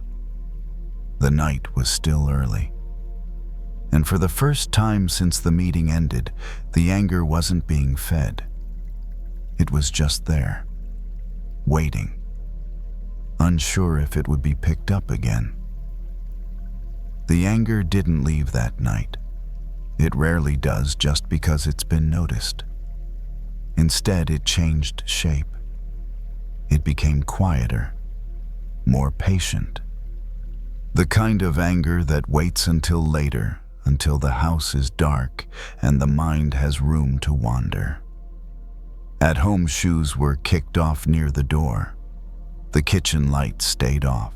Only the soft glow from a lamp in the living room filled the space. Everything felt normal, almost calm. And that's usually when the mind decides it's safe to continue. The comment returned, but this time with edits. new wording, better comebacks. A version of the conversation where things were said clearly, firmly, perfectly. Where respect was demanded and received. Anger likes to rehearse. It believes that if it can get the script right, the pain will disappear. Or at least feel justified. A phone sat face down on the coffee table. It would be easy to pick it up, to send a message, to clarify, to correct, to make sure the other person understood exactly how it felt. The urge felt clean, responsible even. This isn't anger, the mind whispered. This is standing up for yourself. But there was that earlier image again, the person watching music without sound, judging tempo without hearing rhythm, deciding meaning from movement alone. What if this response too was being written without hearing the full song? That question didn't stop the urge. It just slowed it. Enough to notice something else underneath the anger. Not rage, not hatred. Something more fragile. Embarrassment. A sense of being exposed. The old ache of wanting to be taken seriously. Anger often arrives as protection. It steps in front of softer feelings and speaks loudly so they don't have to. The phone stayed on the table. Not because of discipline, because the body felt tired of holding a shield all the time. A glass of water was poured at the sink. The sound was steady, ordinary. The kind of sound that doesn't demand attention. The glass was fuller than intended. Water crept toward the edge and spilled slightly onto the counter. It wasn't dramatic. Just enough to notice. The towel was grabbed without irritation. The spill wiped up. No commentary, no blame, no lingering. It was such a small thing. But it landed. Problems don't always need to be thrown away. Some things are cleaned, quietly, without punishment. The mind returned to the moment in the meeting, the tone, the timing. And then for the first time, another possibility was allowed to exist alongside the original story. Not replacing it, just sitting next to it. What if that comment wasn't aimed? What if it wasn't about me? What if it came from stress, not intent? These questions didn't excuse the impact. They didn't erase the sting. But they loosened the grip of certainty. And certainty is what turns anger into a prison. Forgiveness is often misunderstood. It's imagined as something generous, something done for another person, a gift, a moral achievement. But more often, forgiveness begins as a practical decision. A refusal to keep replaying the same scene in the same tone. A choice to stop letting the nervous system stay on high alert for something that already passed. The anger was still there, but it was no longer being sharpened. The mind tried once more to rehearse the conversation. This time it didn't have as much energy. The lines sounded forced, overworked, like a joke told too many times. The body shifted on the couch. A deeper breath came and went. Not because it was instructed to, because there was room for it now. It became clear that holding on to the anger wasn't keeping anyone accountable. It was just keeping the moment alive, over and over, long after it needed to be. And maybe that's what forgiveness actually is. Not saying what you did was fine, not pretending it didn't hurt, but deciding that the moment doesn't get unlimited access to your nights. The thought of responding tomorrow after sleep, after space, felt different than responding now. Less charged, less urgent, more grounded. That difference mattered. The lamp was turned off. The room darkened. The house made its small, settling sounds. Pipes, walls, the quiet proof that time was moving forward, whether the mind cooperated or not. Anger can be like listening to only the loudest instrument in a song and assuming that's all there is. Forgiveness doesn't require loving the music. It only asks that you admit there might be more playing than you can hear right now. Lying there, nothing was resolved. No apologies imagined, no outcomes guaranteed. Just a body that no longer needed to stay clenched around a single note. The anger wasn't gone, but it wasn't in charge. And for tonight, that was enough.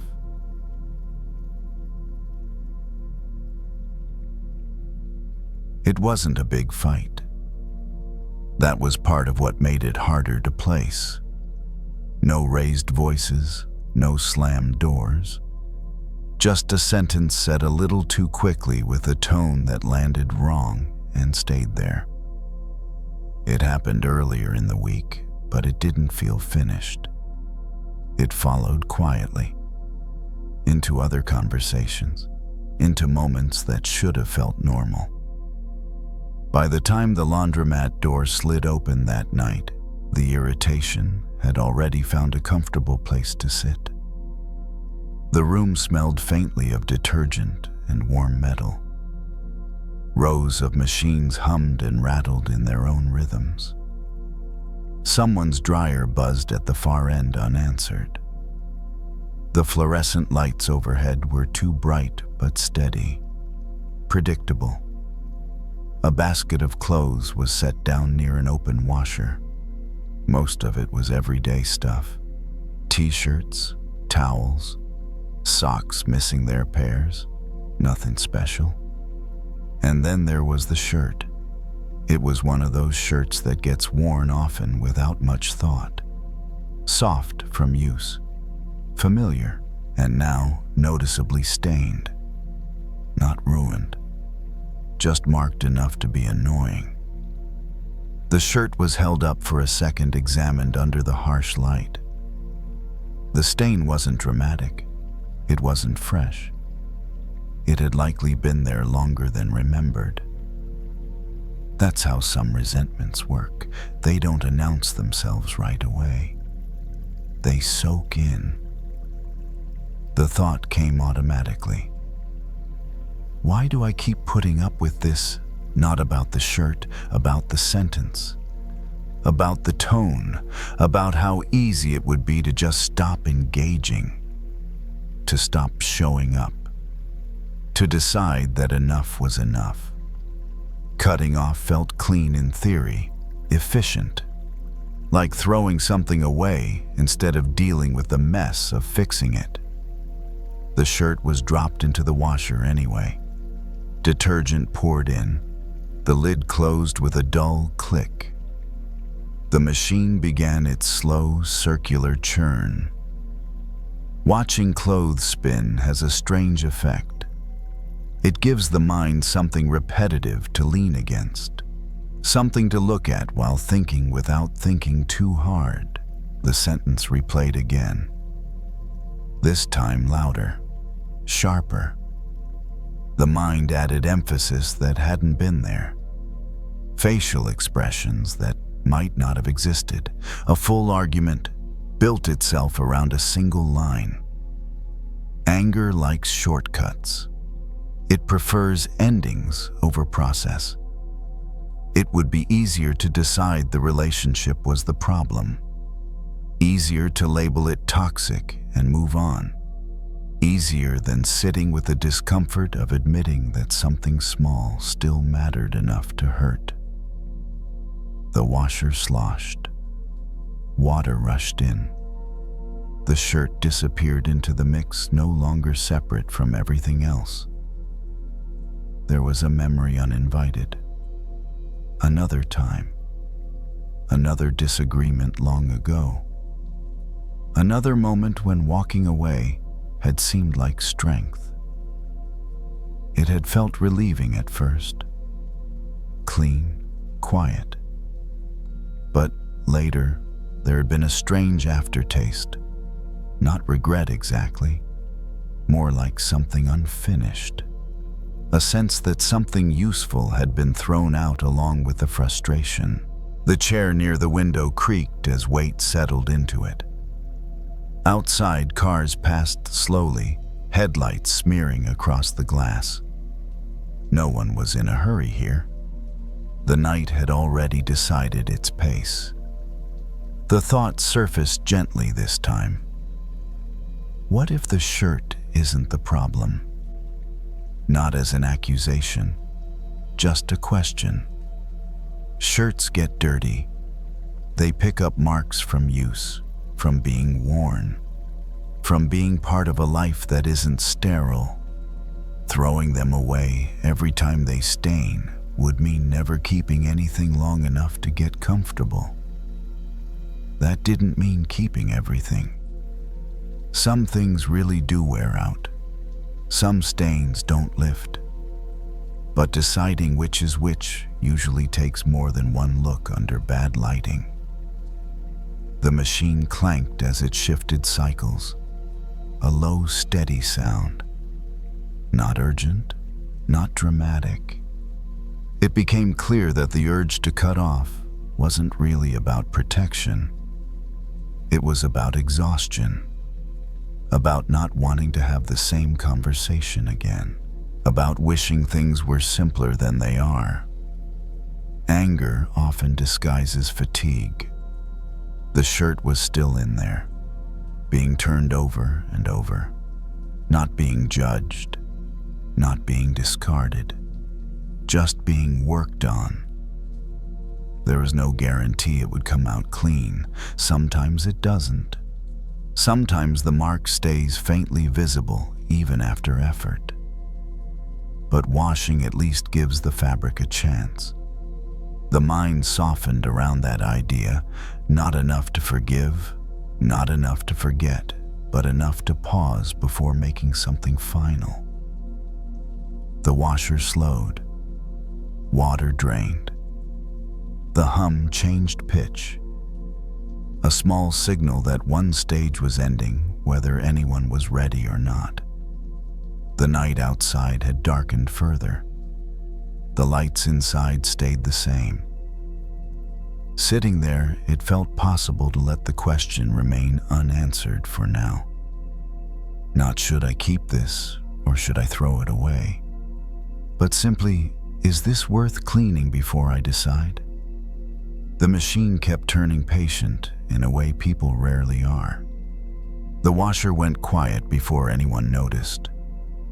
Not with a dramatic stop, just a soft shift in sound that said it was done doing what it could. The lid was lifted. Warm air escaped.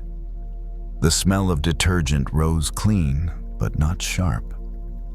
Clothes were pulled out one by one, heavy with water. Familiar shapes in new order.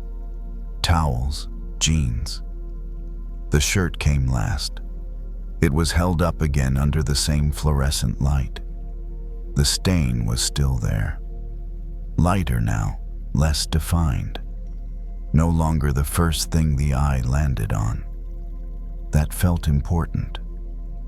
Some things don't disappear just because effort was made. They change. They soften. They stop demanding all the attention. The shirt was folded and set aside not as something precious, but as something still usable. Still part of the rotation. Still allowed. There was an unexpected easing in the chest. Not relief exactly. More like the absence of pressure that had been mistaken for resolve.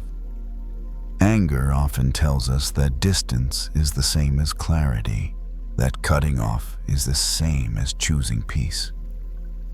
But distance without understanding can keep a problem perfectly preserved. The dryer door swung open with a dull clang. Clothes tumbled in, the door shut. The button was pressed. The machine started again, louder this time, rhythmic and steady. Heat takes longer. It asks for patience. It doesn't rush. Sitting there, it became clearer what the earlier urge had been about.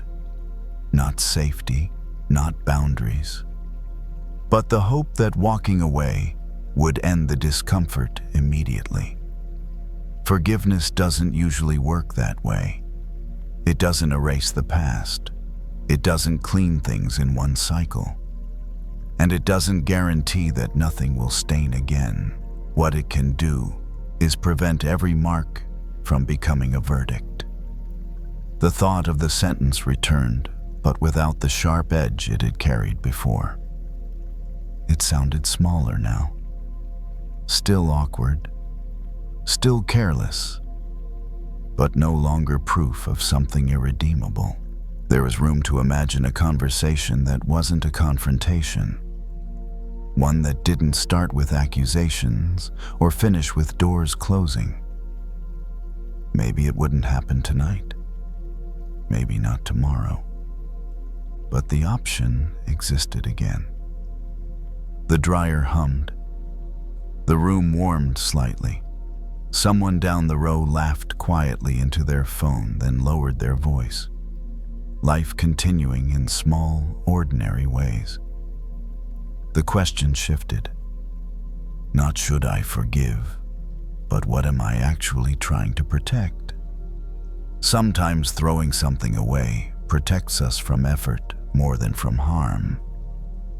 The dryer stopped with a buzz. This time it was answered. Clothes were warm to the touch. The shirt, now dry, felt lighter in the hands than expected. The stain was still faintly there. A reminder. Not of damage, but of use. It didn't feel like a symbol of betrayal anymore. Just a sign that something had been worn long enough to matter. The basket was picked up. The night air outside was cooler. The walk to the car was quiet. No conclusions reached. No promises made. But something had changed. The anger no longer needed to be fed with final decisions. It had been acknowledged, worked through, and set aside for the night. The relationship hadn't been fixed. The sentence hadn't been erased. But the impulse to throw everything away had loosened its grip. Sometimes peace doesn't come from cutting ties. It comes from realizing that not everything needs to be decided at the height of discomfort. The shirt would be worn again. Or it wouldn't. That could be decided later in better light with a clearer head. For now, it was enough to know the difference between something that needs cleaning and something that needs to be discarded, and to choose not to confuse the two.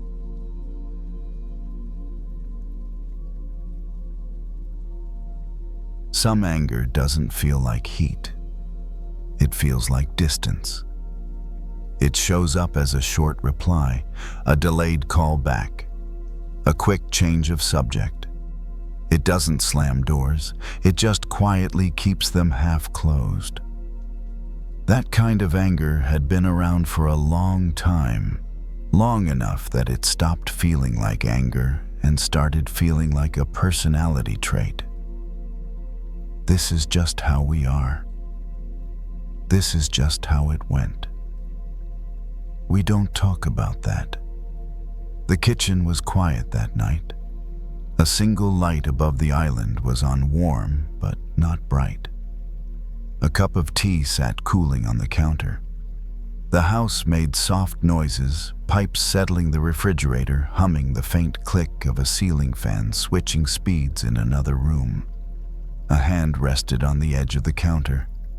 The skin there had a scar, not a dramatic one, not something strangers asked about, just a pale line that caught the light when the wrist turned. The scar came from years ago, a simple accident, a broken glass in the sink, a fast reach without thinking, a sharp sting, then blood, then stitches, then time. Now, it was mostly forgotten. Until moments like this, when the body was still and the mind wandered to places it usually avoided. The anger wasn't about the scar, but the scar reminded the mind of something else, another old wound. One that didn't show on the skin. A family argument from years ago. Not even a single argument, really. More like a long series of little misunderstandings collected and stacked until one day, something heavy fell. There had been harsh words, a story told wrong, a phone call that ended too fast, a holiday that felt awkward, and then slowly, the silence became normal. No one declared a cutoff. No one officially ended things. It just became easier not to try, easier not to risk more disappointment. That night, the tea had gone lukewarm. It was lifted anyway. A small sip. The taste was flat. The cup was set back down with a soft clink. The scar caught the light again. There was a strange thing about scars. They're proof that something happened, but they're also proof that something ended. The wound closed. The skin decided it would keep going. The mind returned to the old family moment and immediately tried to make it simple. They were wrong. I was right. They never apologized. I didn't deserve that. It's comforting to keep the story clean. Clean stories are easy to hold, but real life is rarely that neat. A thumb traced the scar without thinking. The skin there was smooth, but different. Not painful, just changed. The thought came softly, if this scar could heal without becoming the whole hand, maybe the old hurt didn't have to become the whole relationship. Not a command, not a lesson, just a possibility. Forgiveness is often imagined as a big moment. A phone call, a speech, a tearful reunion. But most of the time it starts much smaller. It starts as a shift inside the person carrying the weight, a willingness to loosen the grip, not because the other person earned it, but because holding it has started to cost too much. The kitchen light stayed steady. The house stayed quiet. Outside, a car passed, and the headlights slid across the wall for a second, then disappeared. The mind tried to argue with the softness. If I let this go, they win. If I forgive, it means it wasn't a big deal. If I soften, I'm saying it was okay. But forgiveness doesn't mean the wound didn't happen. It means the wound doesn't get to keep bleeding every time you touch it. The scar on the wrist wasn't an apology from the glass. It wasn't justice. It was just the body moving on. The mind didn't like that comparison. The mind wanted something cleaner. A clear apology, a clear admission, a clear ending. But life doesn't always give that. Sometimes the only clarity available is the choice to stop reopening the wound. Another sip of tea, still lukewarm, still not great, and yet drinkable. That was how the relationship felt in the mind sometimes. Not perfect, not warm, but still there, still possible. The question wasn't, should I go back to how it was? That was impossible. The question was something quieter. Can I let it be changed without letting it be dead? The scar didn't answer. It just existed. Calm, neutral, honest. A text message sat unsent in the phone's draft folder. Not a full conversation, just a line that had been typed and deleted a few times over the last month. Something simple like, "Hey, I was thinking about you." It wasn't sent that night. But the idea of sending it stopped feeling like weakness. It started to feel like strength, the same kind of strength that heals. Not loud strength, not proud strength, just steady strength. The light above the island hummed softly. The tea cooled further. The hand rested again on the counter scar, visible not as a flaw, but as evidence. Evidence that something can hurt and still become something you live with. The next morning arrived quietly. No dramatic shift in feeling, just a slightly different weight in the chest, the kind you only notice because it's lighter than before. Sunlight slipped into the kitchen in thin lines. Dust moved slowly through it. The scar on the wrist looked different in daylight, less noticeable, almost ordinary. A phone buzzed once on the counter, a notification from a news app. Nothing important. Still, the screen lit up and the draft message appeared again when the phone was unlocked. The words were still there, simple, unfinished. The mind hesitated. It always did at this point. It brought up the old list, what was said, what wasn't said, who should have reached out first, how long it had been. Forgiveness doesn't erase memory. It changes how memory sits in the body. The scar didn't hurt when the wrist moved. It didn't reopen just because it was seen. It stayed closed, doing its quiet work. That didn't mean the past was harmless. It meant the past no longer had sharp edges. A photo frame was picked up from the shelf. Not a carefully chosen one. Just something that had ended up there over the years. A family picture from long ago. Everyone younger. Everyone trying in their own way. It was easier now to see how many versions of the story had existed at once. Everyone holding their own piece. Everyone convinced theirs was the full picture. Anger had once helped create distance. Distance had helped reduce pain. But over time, distance had started to feel like something else, like numbness. And numbness isn't the same as peace. The phone was set back down, not to avoid the message, but to give the moment more space. This didn't need to be rushed. Healing rarely does. The idea of forgiveness still felt misunderstood. It wasn't about pretending things were fine. It wasn't about reopening old patterns. It wasn't about going back. It was about letting the scar be a scar. Not a wound, not an identity. Later, while rinsing a mug in the sink, the water ran over the wrist again. The skin there was warm, alive, responsive. The mind noticed something else then. The anger that had once flared around the memory didn't show up the same way anymore.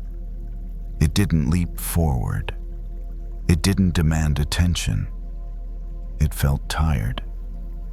Like it had done its job and didn't need to keep working. There was a relief in that. A quiet one. Forgiveness doesn't announce itself. It doesn't come with certainty. Sometimes it shows up as the absence of the old reaction. A holiday card arrived in the mail later that week. The handwriting on the envelope was familiar.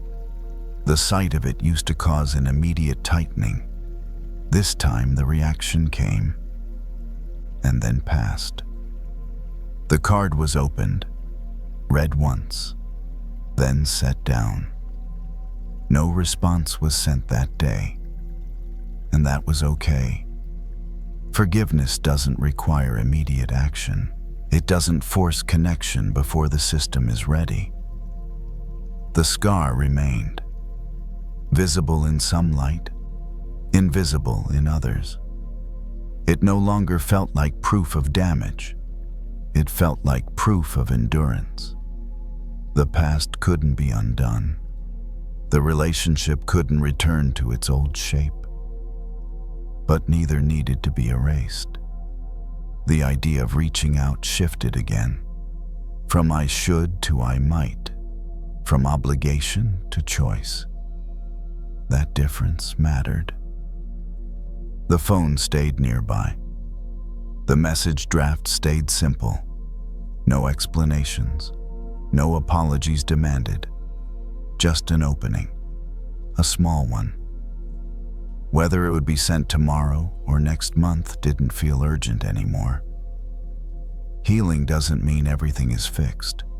It means the pain has stopped asking for your full attention. The scar had stopped asking for it long ago. Standing there, the wrist turned slightly. The light caught the pale line once more, not as a reminder of what was lost, but of what had already survived. And for now, that was enough.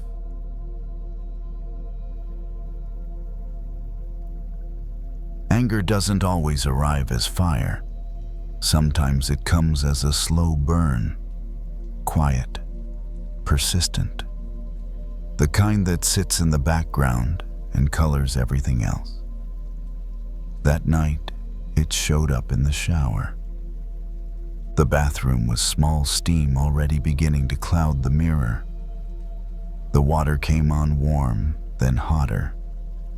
The sound filled the space steady and enclosing, like the world had narrowed down to this one narrow channel. The day had been long, not disastrous, just layered.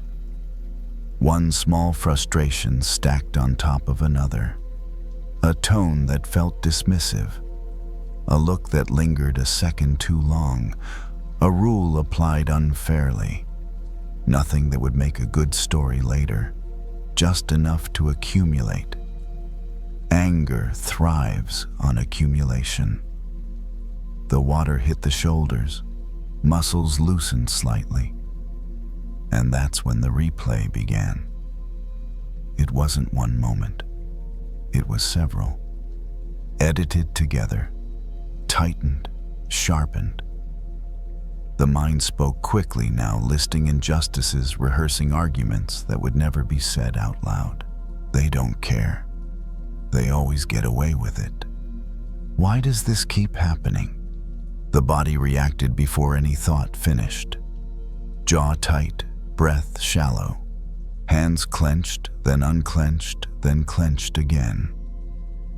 Hot water is supposed to relax things, but anger can turn even comfort into fuel. There was a faint sting on the skin. At first it was easy to ignore. Just heat, just sensitivity, but it lingered. The shoulders began to feel raw, irritated, like the water was doing more harm than good. The temperature was adjusted down slightly. The sting eased, but didn't disappear right away. That was when the thought surfaced, uninvited, but accurate. This is what it's like. Anger feels like something you pour outward, toward a person, a system, a situation. It feels directed, purposeful, but it doesn't land where you think. Like acid rain, it eats away at the container long before it touches whatever you're aiming at. The anger that had been carried all day hadn't changed anything outside. The people involved were probably already home, already distracted by their own evenings. But inside this small bathroom, the effects were obvious. Tight muscles, shallow breathing, skin irritated by heat that should have felt soothing. The mind resisted the comparison at first. It wanted the anger to be useful, righteous, deserved. If I let this go, nothing will change, it argued. But holding it hadn't changed anything either. The water ran over the back, down the arms, pooling briefly at the elbows before disappearing down the drain. No matter how long it poured, it didn't fill anything. It didn't accumulate. It just passed through. Anger, on the other hand, stayed. There was a memory of a time when anger had been expressed openly. Years ago. A sharp confrontation. Words spoken with clarity and volume. It had felt powerful in the moment. Later, there had been a hollow feeling. The relationship hadn't improved. The situation hadn't resolved. The anger had simply found a new place to sit. The water temperature was turned down again, cooler now. The skin began to calm, the sting faded. The mind slowed just enough to notice something underneath the anger. Fatigue, disappointment, the quiet sadness of feeling unseen. Anger often steps in front of those feelings. It speaks louder, so they don't have to. The shower filled with steam again. The mirror disappeared completely this time. No reflection, no face, just heat and sound. It became clear that the anger wasn't protecting anything anymore. It was corroding. The body leaned slightly into the tile, forehead cool against the wall. A long breath went out heavier than expected. There was no decision to forgive, no vow to be calm. Just the recognition that continuing like this would keep burning the same place over and over. The anger was still there, but it had lost some of its urgency, some of its authority. The water continued to fall, indifferent, neutral. It didn't care about blame or fairness. It just moved where gravity took it. And standing there, it was possible to see that anger, too, could be allowed to move, to pass, not to be poured endlessly into the same container. The sting was gone now. The skin felt normal again. The shower kept running. The shower was turned off, but the heat lingered. Steam hung in the air, slow to leave. Drops of water slid down the tile-thin lines, tracing paths that didn't last very long. A towel was reached for. The fabric felt rough at first, then comforting. The skin underneath was warm, slightly pink, but no longer irritated. It had already begun to settle. That felt important. Anger rarely ends when the moment ends. It looks for somewhere else to go. A new target. A memory. A person who isn't even in the room. Standing there wrapped in a towel, the mind tried again. It brought up the same faces, the same conversations. This time with sharper edges. It wanted direction. It wanted an outlet. The urge was familiar. To send a message, to complain to someone else. To replay the story with better wording, clearer, blame, stronger justification. But something had shifted. The body felt calmer than the thoughts. That mismatch was noticeable. The chest wasn't tight anymore. The shoulders weren't raised. The anger no longer had full access to the nervous system. It was still loud, but it wasn't driving. That's when the metaphor returned clearer now. Acid rain doesn't destroy in one pour. It works slowly, quietly, over time. It weakens structures from the inside long before anything collapses.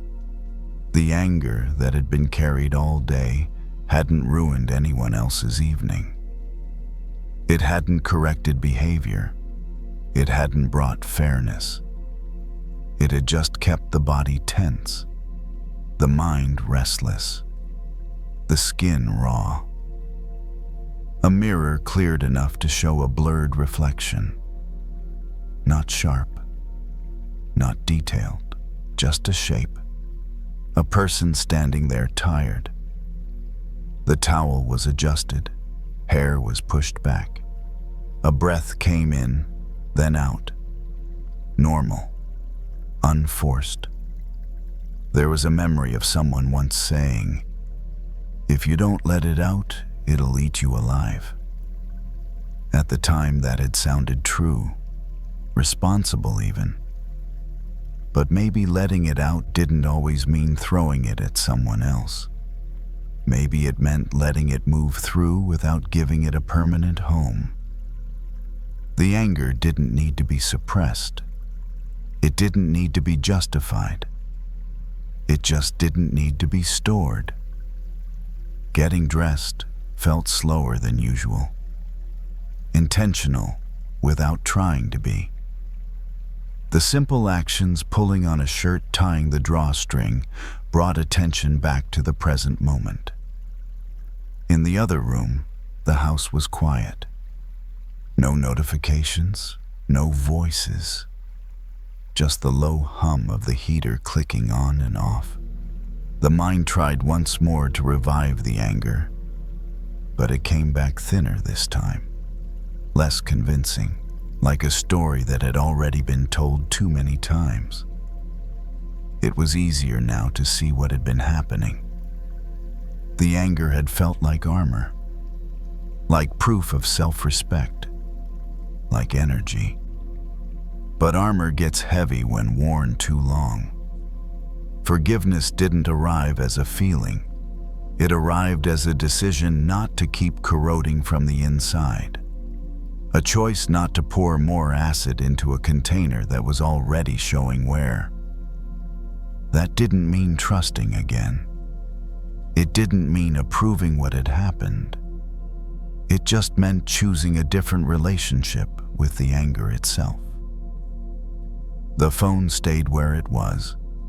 No messages sent, no explanations drafted. Tomorrow could handle tomorrow's responses. Tonight was about stopping the damage. The body moved toward the bedroom. Lights were turned off one by one. Each click felt like a small boundary being set, not against people but against the habit of carrying what wasn't helping. Lying down, the muscles released more fully. The mind still wandered, but without the same heat, without the same urgency. Anger hadn't disappeared. It probably wouldn't. But it no longer felt like something that needed to be poured, defended, or fed. It felt like weather. And weather passes. The room cooled slowly. The last of the steam faded from the bathroom. The skin finished calming itself, doing what it knows how to do when given the chance. Nothing had been solved, but something important had stopped, and that was enough for tonight.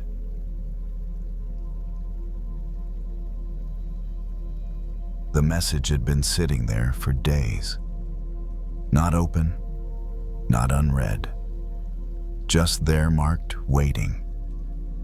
The kind of message that doesn't go away when you swipe the screen dark. It lingers somewhere behind the eyes, reappearing at quiet moments. The phone lay face down on the kitchen table. The room was dim lit only by a small lamp near the sink. Outside, the street was quiet. A few cars passed now, and then their sound stretching briefly and then fading. The message didn't need to be read again. Its shape was already memorized. Short, careless, dismissive in a way that was hard to prove, but easy to feel. Anger had arrived immediately when it was first seen, sharp, clear, energizing. It had felt good at first, like standing up straight after being pushed. But days later, the anger was still there. No longer sharp, just heavy. It showed up in small ways, in the tightness of the chest while washing dishes, in the shortness of replies to unrelated texts, in the way the body stayed alert even when nothing was happening. The message had become a cell. Forgiveness often gets described as something generous, something moral, something you do for someone else when you're ready to be the bigger person. But right now, forgiveness felt nothing like generosity. It felt like loss, like letting something go that had been keeping the hurt organized. Anger gives shape to pain. It makes it feel purposeful. Without it, the pain feels exposed. The phone was picked up, then set down again. Fingers hovered, unsure where to go. The urge wasn't to reply, it was to reread, to remind, to justify. The mind replayed the exchange again, this time with added commentary. They always do this. They never take responsibility. If I let this go, I'm saying it's fine. The sink filled with water. A plate was lowered into it. Soap bubbled. The routine was familiar enough that the body could do it without instruction. The water ran over the hands, warm and steady. A thought surfaced quietly, almost reluctantly. What if forgiveness isn't about them at all? It didn't feel comforting. It felt destabilizing. Because if forgiveness wasn't about them, then it didn't depend on apology or acknowledgement. It didn't wait for fairness. It depended on something else. On a decision made internally, without witness. The plate was rinsed and set on the rack. Another followed. The sound of water against ceramic filled the space. Simple, repetitive. The anger tightened again, as if resisting. If you forgive, you're weak. If you forgive, you forget. If you forgive, they walk free. That last one stuck. Walk free. The image shifted then. Not dramatically. Just enough. The idea of a prison not built of walls or bars, but of repetition. The same message replayed. The same argument rehearsed. The same tension carried from room to room. Someone was locked in that prison, but it wasn't the person who sent the message. The realization didn't soften anything right away.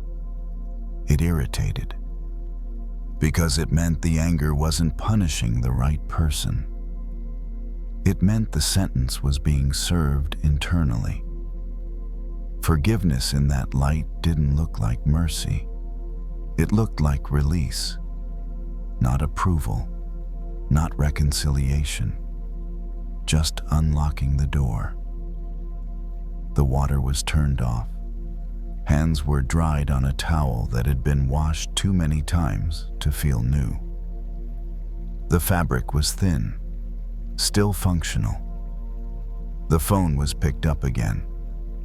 The message was open this time. Read once, then again. The words hadn't changed, but the body's reaction had. The familiar spike didn't come, just a dull pressure.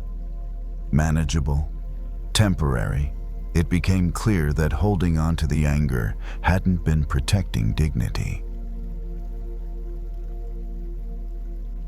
It had been keeping the wound active. Forgiveness didn't mean sending a kind reply. It didn't even mean replying at all. It meant deciding that the message wouldn't get unlimited access to the nervous system anymore. The phone was locked, set back down. Nothing had been resolved. The relationship hadn't been repaired.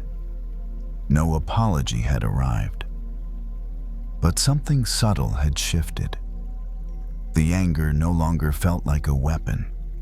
It felt like a weight that could be set down, if not permanently, then at least for now.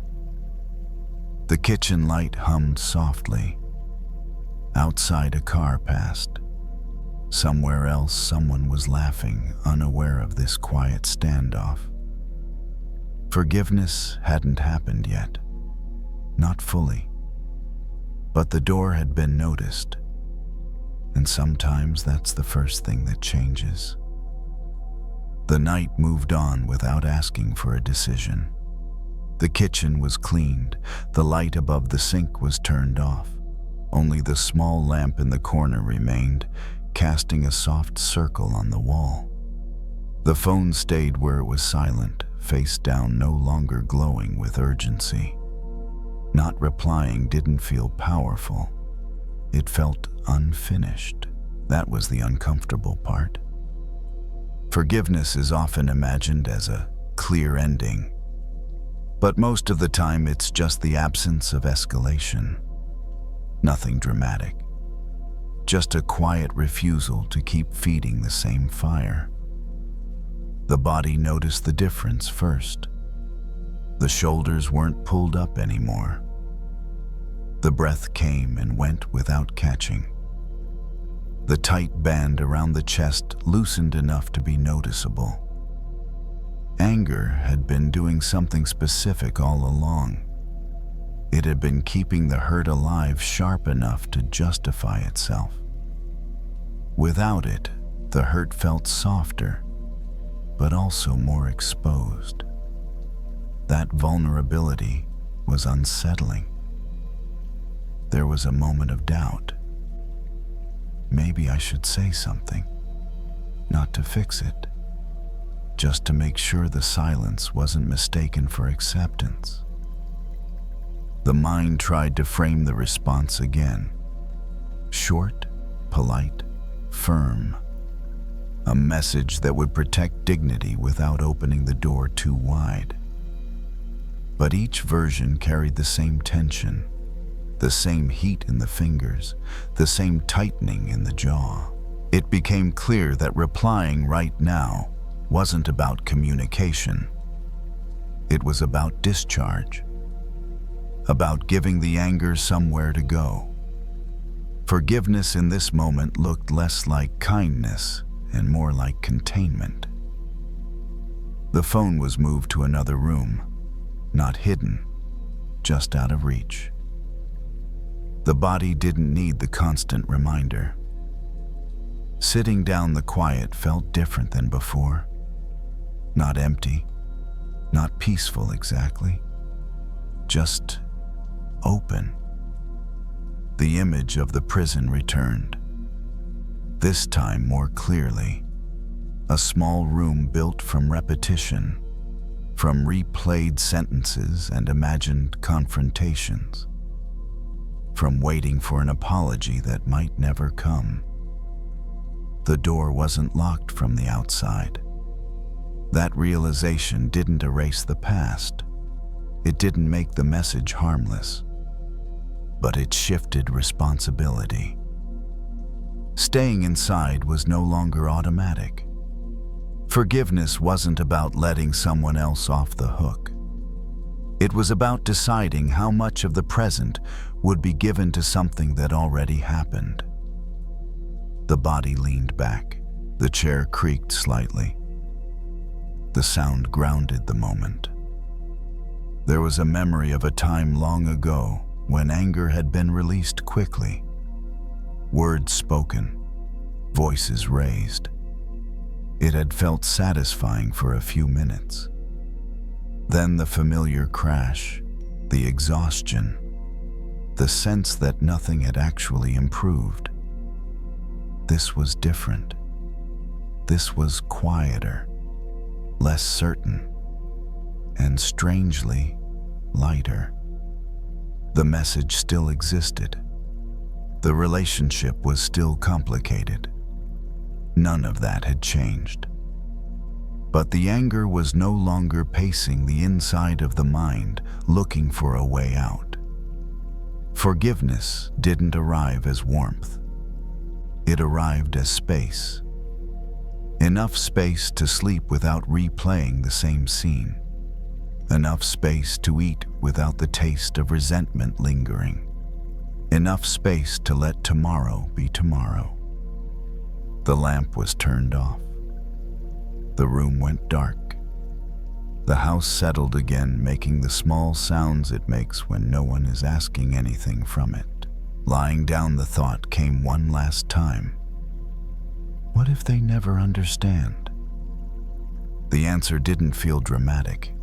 It felt honest. Then they won't. Understanding wasn't required for release. Forgiveness didn't promise reconciliation. It didn't guarantee change. It didn't erase boundaries. It simply returned ownership of the nervous system to the person living in it. The prisoner was set free, not with ceremony, not with forgiveness spoken out loud, just by opening the door and choosing not to step back inside. The night continued, and for the first time in days, the anger wasn't keeping watch.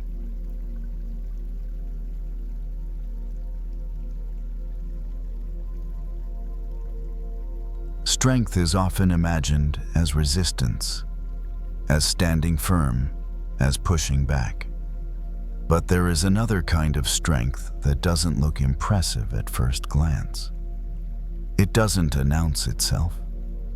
It doesn't raise its voice. It just keeps growing. That evening, the walk home was slower than usual. The street was quiet, lined with small houses and trees that had seen better days. Porch lights were already on, casting soft circles onto the sidewalk. Somewhere nearby, a dog barked once and then went silent again. The path cut through a narrow strip of grass between the sidewalk and the curb. It had been stepped on all day, by people rushing to cars, by delivery workers, by kids cutting corners.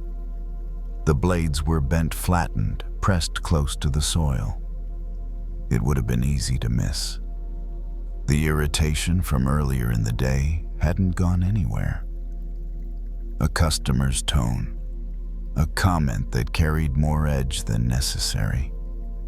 The kind of interaction that leaves a residue long after it's over. Nothing loud, nothing dramatic, just disrespect dressed as normal conversation. Anger rose in the familiar way. Tight shoulders, faster steps. The mind replaying what should have been said instead. I should have pushed back. I shouldn't let people talk to me like that. Why do I always swallow it? The anger felt justified, necessary even, like proof of self-respect. A foot stepped off the sidewalk and onto the grass without thinking. The ground was soft from recent rain. The blades folded under the weight, easily offering no resistance at all. That felt irritating too. The mind noticed the parallel immediately and didn't like it. Being flexible gets mistaken for being weak. Yielding gets confused with losing. Not reacting gets labeled as failure. The anger leaned into that story. You let them walk all over you. The foot lifted again. Another step. More grass pressed down. And then something small happened. A breeze moved through the street, barely noticeable, enough to stir the leaves in the trees, enough to ripple through the grass. The blades that had been flattened didn't spring back instantly. They took their time, slowly, quietly. But they did rise, not all the way, not perfectly, but enough to stand again. That image stayed. The walk continued. The irritation didn't disappear, but it softened at the edges. It became possible to feel what was underneath it. Embarrassment. The wish to be treated with care. The old fear that being calm means being overlooked. Anger often stands in front of those feelings. It makes itself large so the softer parts don't have to be seen. A car passed, headlights sweeping briefly across the grass. For a second, the bent blades caught the light bright against the darker soil. Then, the light moved on. The grass didn't chase it. There was a memory of another time years ago when anger had been expressed loudly. When words had been sharp and precise, when the response had been immediate silence. It had felt like winning for about 5 minutes. Later, there had been distance, awkwardness, a relationship that never quite returned to its earlier ease. The anger from today wanted a similar release, a sharp message, a pointed comment next time. A line drawn in permanent ink. But the image of the grass lingered. Grass doesn't grow by fighting the foot. It grows by staying rooted, by bending when needed, by using pressure as information, not instruction. That didn't mean letting harm continue. It didn't mean accepting disrespect. It just meant recognizing that immediate retaliation isn't the only form of strength. The walk slowed even more. The steps became deliberate. The breath matched the pace. The irritation loosened enough to notice something else: fatigue. Not just physical, but emotional. The tiredness that comes from bracing all the time. Anger requires effort. It keeps the system alert, ready to defend. Yielding when chosen consciously can be restful. Another step onto the grass, another bend, another slow return. The thought came quietly. What if I don't have to harden to survive this? It wasn't a conclusion, just a question. The house came into view.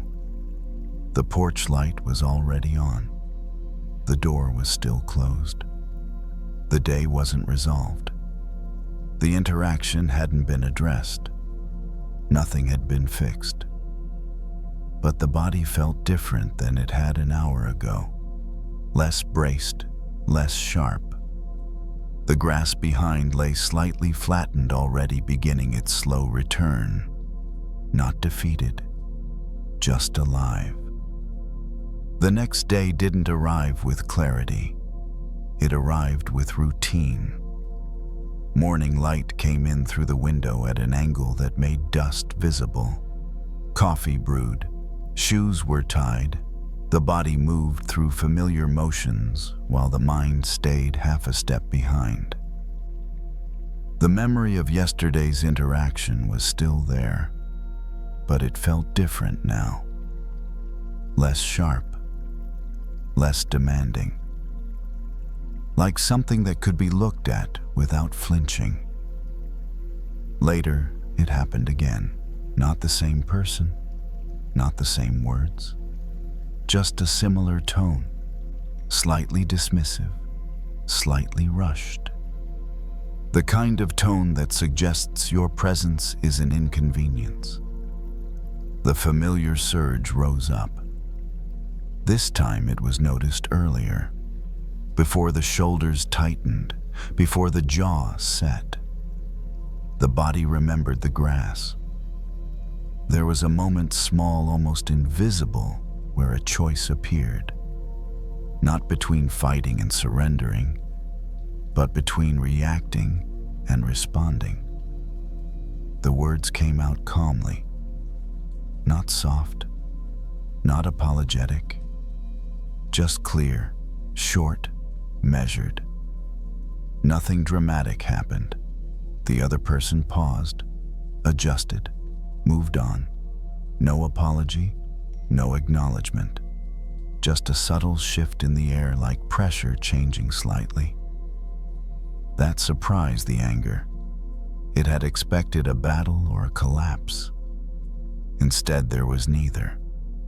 Later, walking again, the path passed the same strip of grass. More footprints now, more bending, more quiet recovery. It became clearer then that being like grass didn't mean allowing harm.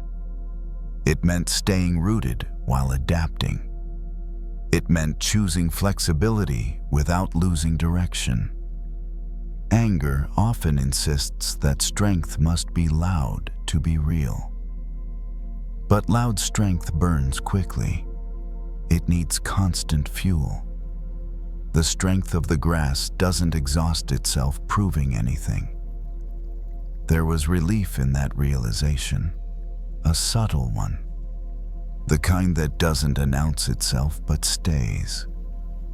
The irritation from the day didn't need to be carried home. It didn't need to be rehearsed or sharpened. It could be set down. That night, the body felt less braced. Sleep came without replay. The grass outside continued its quiet work, not because it was weak, but because it knew how to live.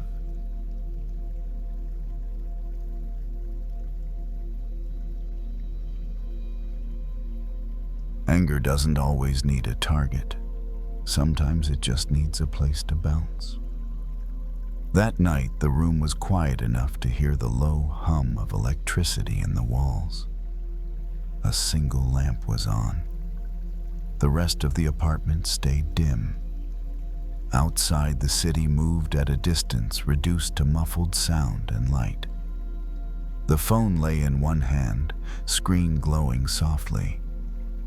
A message had been read earlier, not sent to this person directly. Just something seen in passing. A comment, a post. A few careless words stacked together and released into the world. It wasn't personal, and yet it felt personal.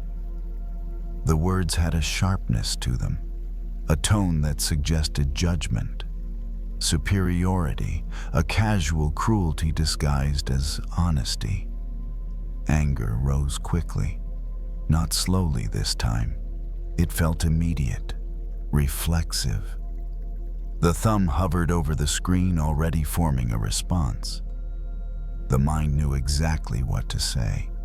It had sentences ready, clear, cutting, clever in the way that feels satisfying later in the shower. This wasn't about fixing anything. It was about answering. About not letting something stand uncontested. The room stayed silent. The phone buzzed faintly with other notifications. None of them mattered. The urge to respond felt clean, almost virtuous. If I don't say something, this kind of talk just keeps spreading. Anger is good at borrowing moral language. The comment was read again. Then again, each time it seemed worse, more intentional, more ignorant. The mind began to fill in the person behind the words, their tone, their habits, their character. A whole person was built out of a few lines of text. The thumb began to move. Words appeared, then disappeared. A draft took shape. It was sharp but reasonable, firm but not insulting. The kind of response that could be defended if needed. The chest felt tight. The breath shallow. The body leaned slightly forward, as if already entering an argument. Then something else became noticeable. The room was amplifying the anger. Every thought bounced back louder than it arrived. The quiet made the words heavier. The isolation gave the mind too much space to echo itself. It felt like standing in a cave and shouting insults, only to have them return stronger, harsher multiplied. That image landed. An echo chamber doesn't create sound. It just repeats it. The anger hadn't come from the room, but the room was giving it nowhere to go, except back. The thumb stopped moving. The draft stayed unsent. The phone was set down on the table. Face up this time. The light felt brighter than before. It became clear how easily the anger had been fed. A sentence had entered the mind, and the mind had decided to become its amplifier. What had been irritation was turning into identity.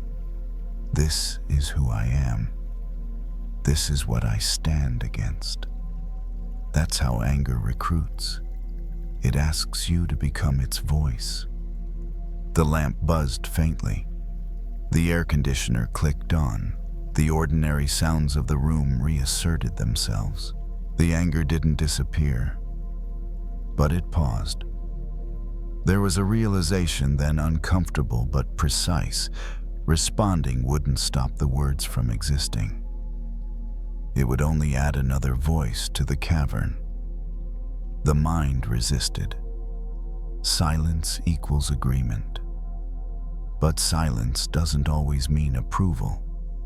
Sometimes it means refusing to become a surface for reflection. The phone was picked up again. The draft was still there. Reread once. It sounded different now. Less strong, more performative. Like something written to be echoed, not heard. The words were deleted. Not because they weren't justified, but because repeating them would only keep them alive. The anger settled into something else. Not calm, not peace, just restraint. The room felt larger again, less charged. The echoes softened. The original comment still existed somewhere out there, unanswered, uncorrected. But it wasn't bouncing around in this room anymore. And for the first time since reading it, the anger wasn't multiplying. The phone stayed on the table longer than expected. Not out of discipline, out of a strange loss of interest. The anger that had felt sharp a few minutes ago now felt repetitive. Like a sound that had already been heard too many times. The room was still quiet, but it no longer felt like a cave. The echoes had softened. Ordinary sounds returned to the foreground, the hum of the refrigerator, the faint traffic outside a neighbor's footsteps overhead. The mind tried again. It brought the comment back, framed a different response this time. Kinder, maybe, or more explanatory. Something that would add context, something reasonable. But the body reacted the same way. A subtle tightening, a familiar forward lean. The sense of entering a space where nothing ever really lands. That was the pattern. Any response, no matter the tone, pulled the mind back into the same chamber, the same loop, the same amplification. It became clear that the issue wasn't whether the response was right or wrong. It was what responding did to the one doing it. Anger wants an audience. If it can't find one, it'll make one inside your own head. Standing up, the body moved toward the window. The city lights were scattered uneven. Some windows lit, others dark. So many lives continuing completely untouched by the sentence that had felt so urgent earlier. The comment had already moved on, buried under newer posts, newer opinions, newer outrage. But inside this room, it had been given a microphone. That realization wasn't comforting. It was clarifying. The power of words isn't just in what they say.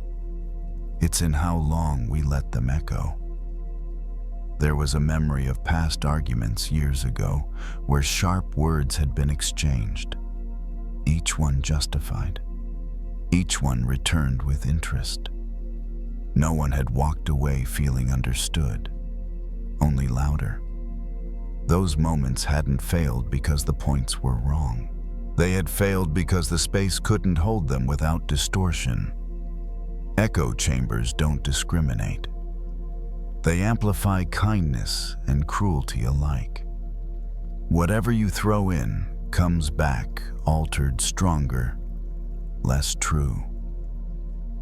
The phone was picked up again, not to respond, just to turn it off. The screen went dark. It felt quieter immediately, not peaceful, just less stimulated, less reactive. Anger doesn't disappear when ignored, but it does lose its momentum when it's not rehearsed. The thought arose. There's a difference between speaking and sounding off. Speaking aims to be heard. Sounding off aims to release pressure. Echo chambers reward the second and punish the first. That didn't mean silence forever. It didn't mean never naming harm. It just meant choosing the right spaces, the right moments, the right tone. Not every room needs to be used. The body returned to the chair. The lamp cast the same soft light as before. Nothing dramatic had changed, but something important had not happened. The anger hadn't been fed. It hadn't been given a surface to bounce off of. It hadn't multiplied. Instead, it had been contained. There was a subtle relief in that. Not the relief of being right, the relief of not being pulled. The comment would exist tomorrow, and the day after, and then disappear into the noise like everything else.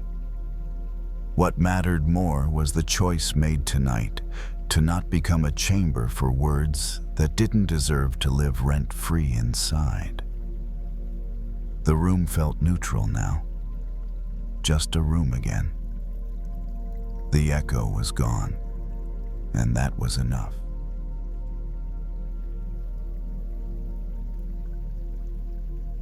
Wherever you are tonight, I'm grateful you chose to spend this quiet time here. If these stories help you rest, you're welcome to subscribe and return whenever you need a gentle place to land. And now, you don't need to do anything more. Let the night hold what you can't carry. And if sleep comes,